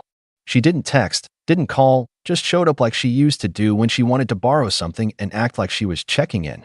She stepped out of the car with that same artificial confidence she wore at every family gathering. Expensive sunglasses. Perfect hair. She looked like she was about to march into a PTA meeting and destroy someone's fundraiser. I didn't open the door. I watched through the side window as she knocked, waited, then knocked again louder. Adam, I know you're home. Your car's here. I said nothing. She paced for a second, then reached into her purse, pulled something out, and walked over to the front door again. A letter. She slipped it through the gap beneath the door and left without another word. I waited until I saw her car pull out of the drive, then picked it up. This one wasn't handwritten. It was typed, formatted, too clean. It started with, "To whom it may concern." I almost laughed. The same woman who used to borrow my hoodie and never return it had just addressed me like a stranger applying for a bank loan. The letter went on about financial damage, missed payments, disruption of essential services, and the emotional impact my absence had caused. She even mentioned potential legal steps if I didn't return certain shared assets, a direct reference to a Netflix account, as far as I could tell. At the bottom, she had the nerve to sign it, "Warm regards, Rachel." No apology. Just a threat in soft packaging. That's when I knew I was making the right choice. That walking away wasn't just a reaction, it was a rescue. But now it was time to finish it. Because she hadn't yet realized what was in that last envelope. The one with Liam's name on it. I hadn't written him a letter. I hadn't given him a bill or a lecture. What I left was something else entirely, a thumb drive. Labeled simply, "Watch me." It was a video. Nothing fancy. Just me, sitting in my car a week before Thanksgiving, talking to the camera. I recorded it because I'd already seen the writing on the wall. Not the exact words Liam would say, but the way the air around my presence had been thinning for months. I wanted to make sure, if it ever came to this, that at least one person in that house saw the truth through my own words. In the video, I said, "Hey, Liam, if you're watching this, it means something happened. I don't know exactly what, but I know how this family works. I know how things get twisted. So I wanted to tell you something before it does. I paid for a lot of things, your school, your gifts, your food, even the roof over your head sometimes. And I did it because I cared. Not because I had to. Not because someone made me. But because I believed it meant something. But lately, I felt more like an ATM with a pulse. And I don't blame you for repeating what your mom said. I really don't. But I need you to understand something very important. People remember how you make them feel. You and your mom made me feel invisible. Disposable. Like a side character in your story. But I'm not. I'm a whole person. And I'm not going to keep pouring into a place that treats me like a joke. I hope someday you look back and understand this. And I hope, even more, that you never let anyone treat you the way I let them treat me. Be better than that." That was all. No anger. No tears. Just truth. I don't know when he watched it. I don't know if he cried or laughed or deleted it after 5 seconds. But I know he saw it. Because a week later, I got an envelope in the mail, no return address, just my name in shaky handwriting. Inside was a note. I didn't know. I do now. Thank you. That was it. No signature. But I knew who it was from. That was the last I heard from any of them. Rachel never called again. Probably too busy rewriting the story in her head, how the fragile brother had some breakdown and left them over nothing. Let her have it. Let them all have their version. I didn't need to defend mine anymore. It's been 4 months since then. I moved into a new apartment. Got a dog. Started seeing someone. A friend of Eric's who thinks my silence is mysterious instead of awkward. I even reconnected with my dad, who quietly admitted over lunch that he never realized how much I was carrying. It wasn't everything, but it was enough. I still keep the folder of canceled payments. Not out of spite, but as a reminder of what I survived, of who I used to be, of the man who finally stood up and said, "Enough." They thought I was just there. But when I left, they finally noticed the hole I'd been filling all along. And the truth is, I don't miss them, because the best thing I ever did for myself was finally making room for people who see me. My name's Alex. I'm 27, and I used to think that being the quiet one in the family meant peace. That if you worked hard, didn't complain, and kept your head down, eventually people would notice, maybe even respect you. I didn't expect applause, just a little acknowledgement. Maybe a thank you now and then. But if you're reading this, you probably already know how stories like mine usually go. Growing up, I was always the responsible kid. The one who turned in homework on time, who didn't sneak out, who never asked for anything too big. My younger brother, Ryan, on the other hand, he was the star. Always loud, always bold, always breaking things and somehow getting praised for it. He could crash Dad's truck into a mailbox and still get ice cream on the way home.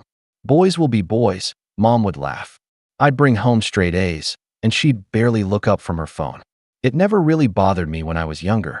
I figured maybe that's just how families worked. Some kids are louder, some quieter.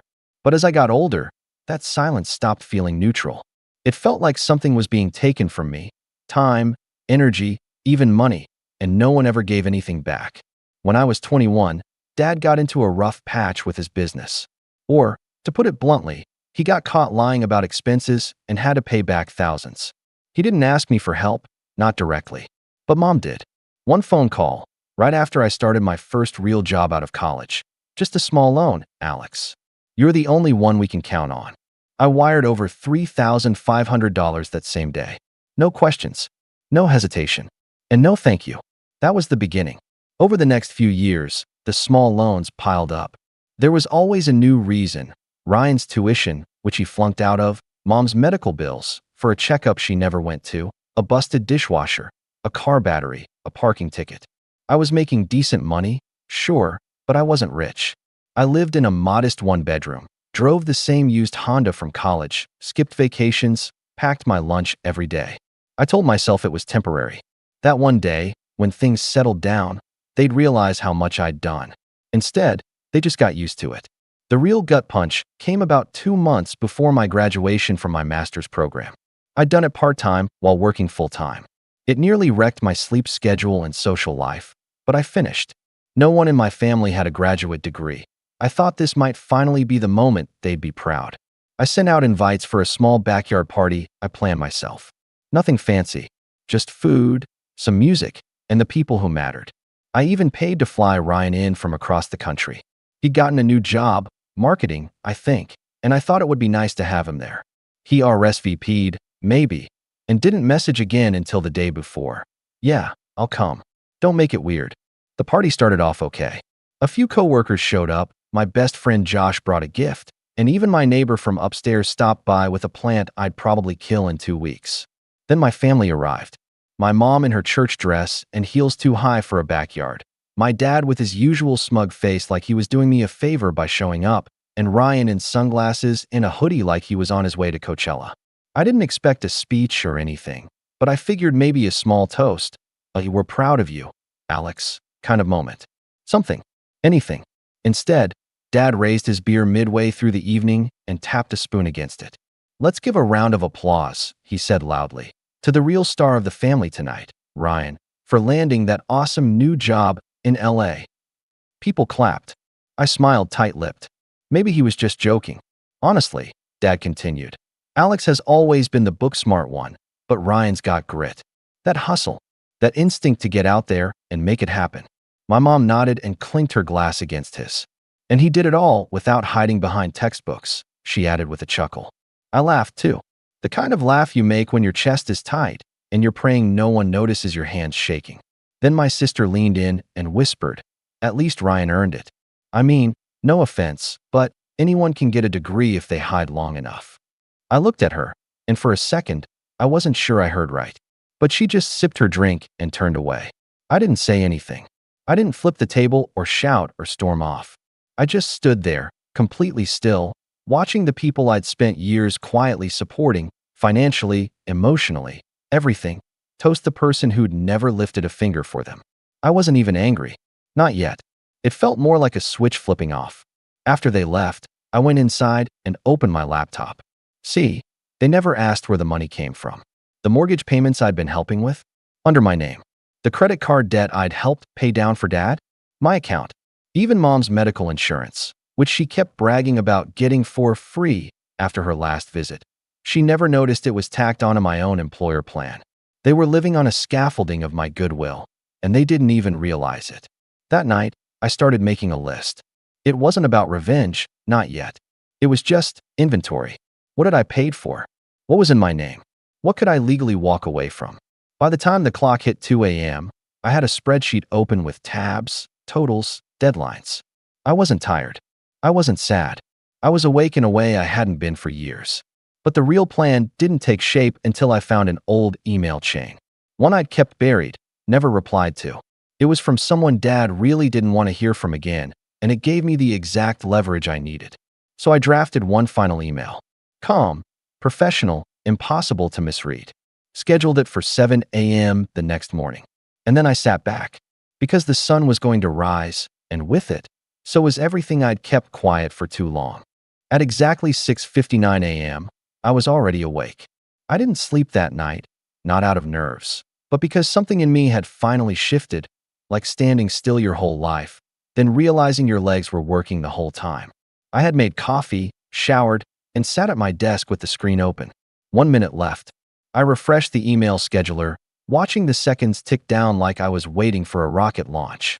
When it hit 7 a.m., I saw the message move from scheduled to sent, and I leaned back in my chair. I didn't include drama. No sarcasm. Just facts. Attachments. Receipts. It went out to my mom, dad, sister, and Ryan. And it was titled, Financial Accounts and Immediate Changes. Inside, it laid out exactly what I'd done, not in anger, not out of spite, just clean separation. I listed the credit card accounts I had closed or removed myself from. The joint account Dad had linked to his PayPal without asking, gone. The health insurance that Mom had been using through my employer plan, canceled effective immediately. Their mortgage? I had been making partial payments as a co-signer for years, not because I was on the title, but because I was the only one who hadn't missed a payment. But starting that day, I was no longer contributing. I also clarified that the taxes they'd asked me to look over and then quietly expected me to pay, I had refiled those forms and submitted an audit request to the IRS. If they wanted to explain the deductions for a small business that technically hadn't existed in 3 years, they could do it without me. And at the end, I wrote one line that I reread maybe 100 times before sending. You treated my silence like approval. Consider this the final time you mistake the two. By 7:14 a.m., my phone was lighting up. First it was Mom, 6 calls in 2 minutes. Then Dad. Then Ryan. Then the family group chat, which had been silent for months except for memes and birthday reminders, exploded. Mom, Alex, what is this? What are you doing? Dad, you ungrateful little. It cut off? I assumed he realized texting threats probably wasn't smart. Ryan, dude. Seriously, you're making this a thing? Just undo it. Talk to me. I didn't respond. I turned off notifications, sat quietly, sipping my coffee, and let the chaos unfold outside of me. By 8 a.m., I got a work call. Apparently, Mom had called my office line trying to talk sense into me, which meant telling HR that I was mentally unstable and might be making big mistakes. Thankfully, HR knew me well. I'd been at that company for 5 years and had earned enough respect that their reaction was more curious than concerned. I calmly explained the situation, documented everything, and reassured them that there was no cause for alarm. If anything, it cemented my decision. They weren't just manipulative. They were desperate to maintain the illusion that I was still under their thumb. Later that morning, my sister, the one who said Ryan earned it, tried the emotional route. She sent me a long message about how family should stick together, how I was always too sensitive, and how this would ruin everything.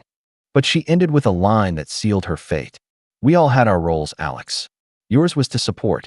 You knew that. I stared at those words for a long time. Yours was to support.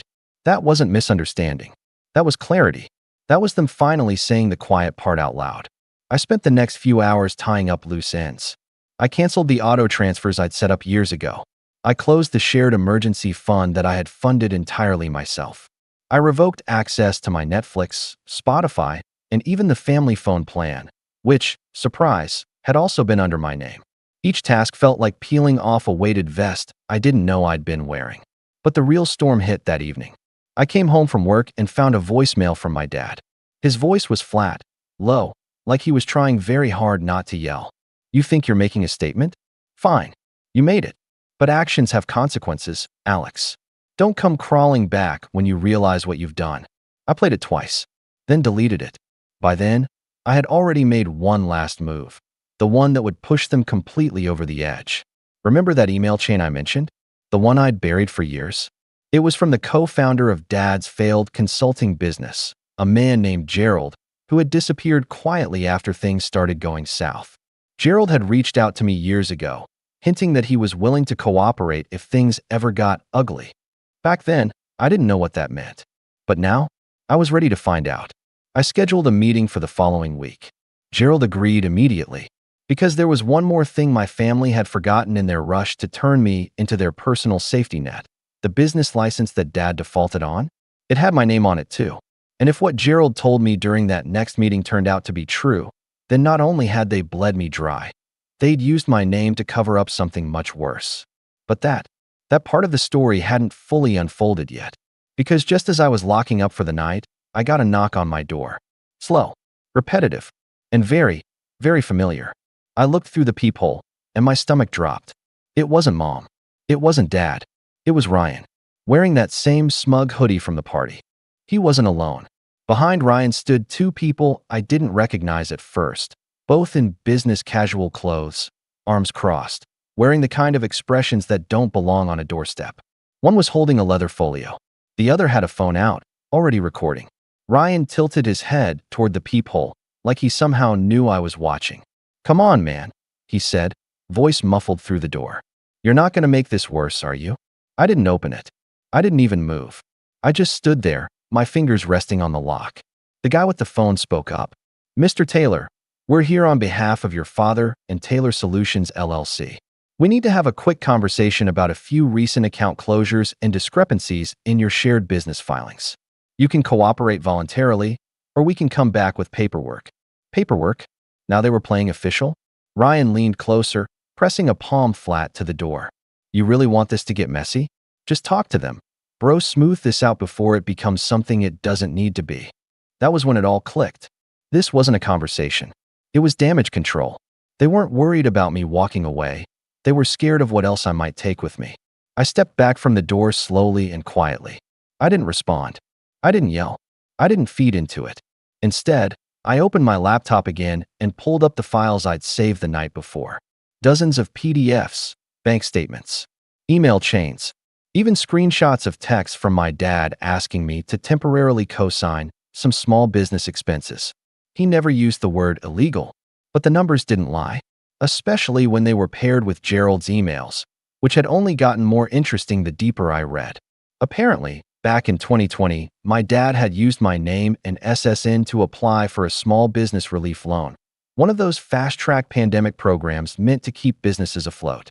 I never saw the funds, but I was listed as a 50% co-owner on every application. The amount? $87,000. They'd used my name, my information, and now, with everything unraveling, they were desperate to shift the blame back onto me. I stayed quiet by the door, listening. The guy with the folio sighed and muttered something about getting legal involved. Then I heard retreating footsteps. Ryan was the last to move, muttering, "Unreal," under his breath like I was the problem. Once they were gone, I waited. Full 5 minutes. Then I called my friend Josh, the only person who knew everything. "Hey," I said as soon as he picked up. "Remember when I said I was done? I think they're trying to pin it all on me." Josh didn't even pause. "You want me to come over?" "No. I need you to send that file. The one we saved at your place. And can you make sure it's timestamped?" "Already did," he said. "Send it to your backup email, too, just in case." He paused before hanging up. "You okay, man?" I didn't answer right away, because I wasn't sure. There's a strange numbness that comes after betrayal, like you're watching someone else's life from the outside. I felt it wash over me as I sat on the floor beside the door, laptop open on one side, empty coffee mug on the other.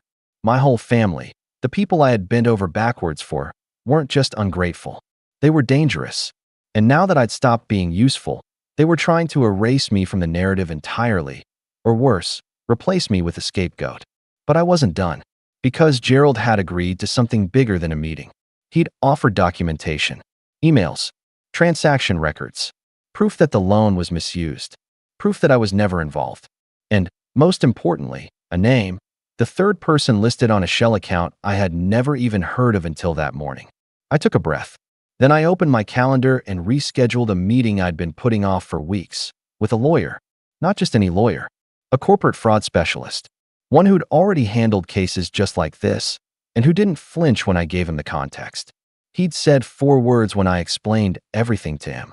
We can bury them. And I wasn't sure I believed him at first. But now I was ready to try. Because this wasn't about a graduation party anymore.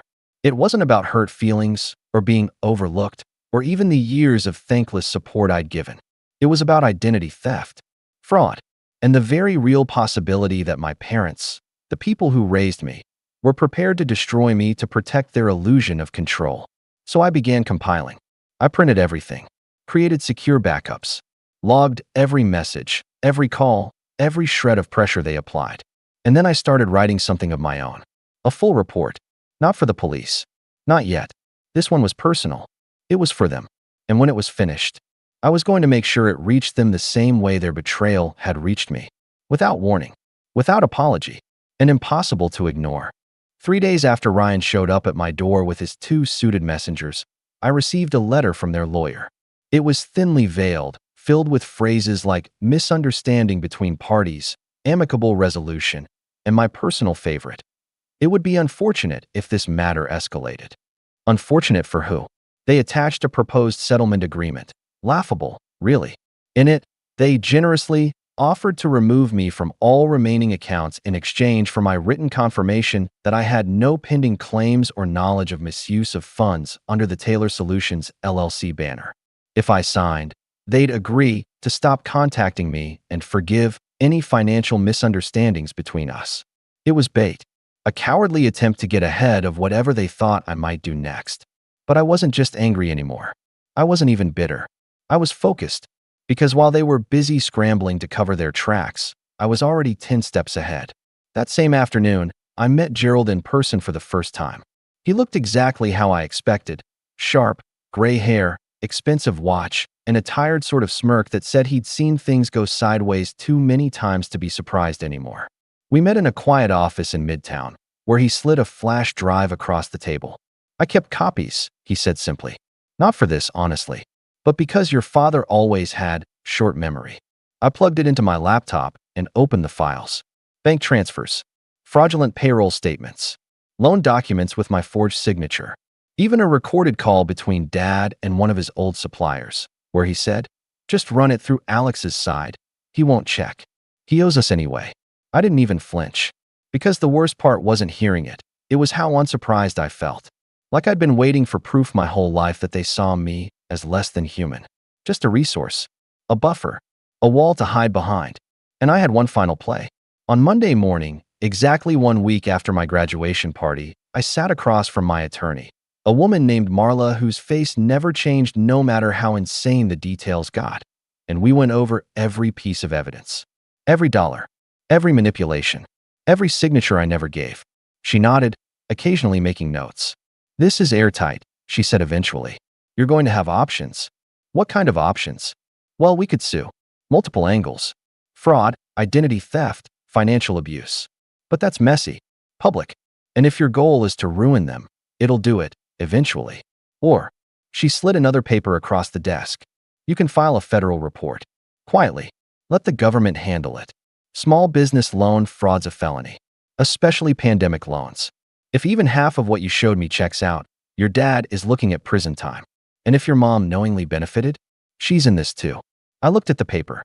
It wasn't revenge I was after anymore. It was freedom. I signed it. And the silence that followed was the loudest moment of my life. The fallout didn't come overnight. These things take time. But the first domino dropped less than 2 weeks later. My parents' house, the one I'd been silently helping fund for over 4 years, was hit with an official audit notice. Then their accounts were frozen, pending investigation into over $90,000 in misused funds. My dad called me 4 times in one day, then texted, "You really doing this to your family? Hope your degree keeps you warm." I didn't respond. My mom tried once. She left a voicemail that started with fake tears and ended in a full-throated scream. "You're a monster. We made you who you are. We gave you everything. And all I could do was laugh. Because what they gave me was debt, silence, and an endless list of unpaid favors. Meanwhile, my sister, always the neutral observer, the passive accomplice, was suddenly sending me messages saying she didn't know what was happening and didn't want to take sides. But it was too late for neutrality. When the dam breaks, you don't get to pretend you weren't upstream with a hammer. Ryan? He went radio silent for a while. Then I saw him post on LinkedIn that he was exploring new opportunities after an unexpected change in circumstances. I guess that marketing job wasn't as bulletproof as he thought. But the real moment, the one I'll never forget, came on a cold Thursday afternoon when I got a certified letter at my door. It was from the federal office handling the pandemic relief loan investigation. Inside was a simple update.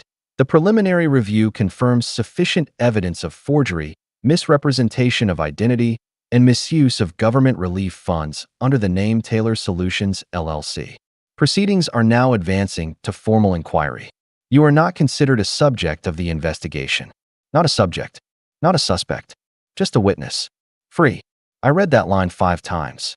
Then I sat down at my kitchen table and exhaled in a way I hadn't done in years. Not since the day I first wired that small loan to my parents without question. Not since the first time I picked up the tab at dinner because they conveniently forgot their wallet. For the first time in my adult life, I wasn't carrying anyone else. And it felt weightless. Months passed. They never apologized. Never reached out again. Not sincerely, anyway. But word got around. My aunt, the only relative I still respected, called me one evening. "They say you ruined them," she said bluntly. I didn't answer. She paused, then added, "But I know the truth, Alex. You didn't ruin them. They just ran out of places to hide." I think that was the first time I cried. Not loud or messy, just a quiet, slow unraveling. The kind of tears that come when you realize you're finally done. I graduated. I cut them off. I saved myself. They called me cold, bitter, ungrateful. But you know what I really was? Free. And they could keep their toasts. Because I had something better now. A future, and no one left to steal it.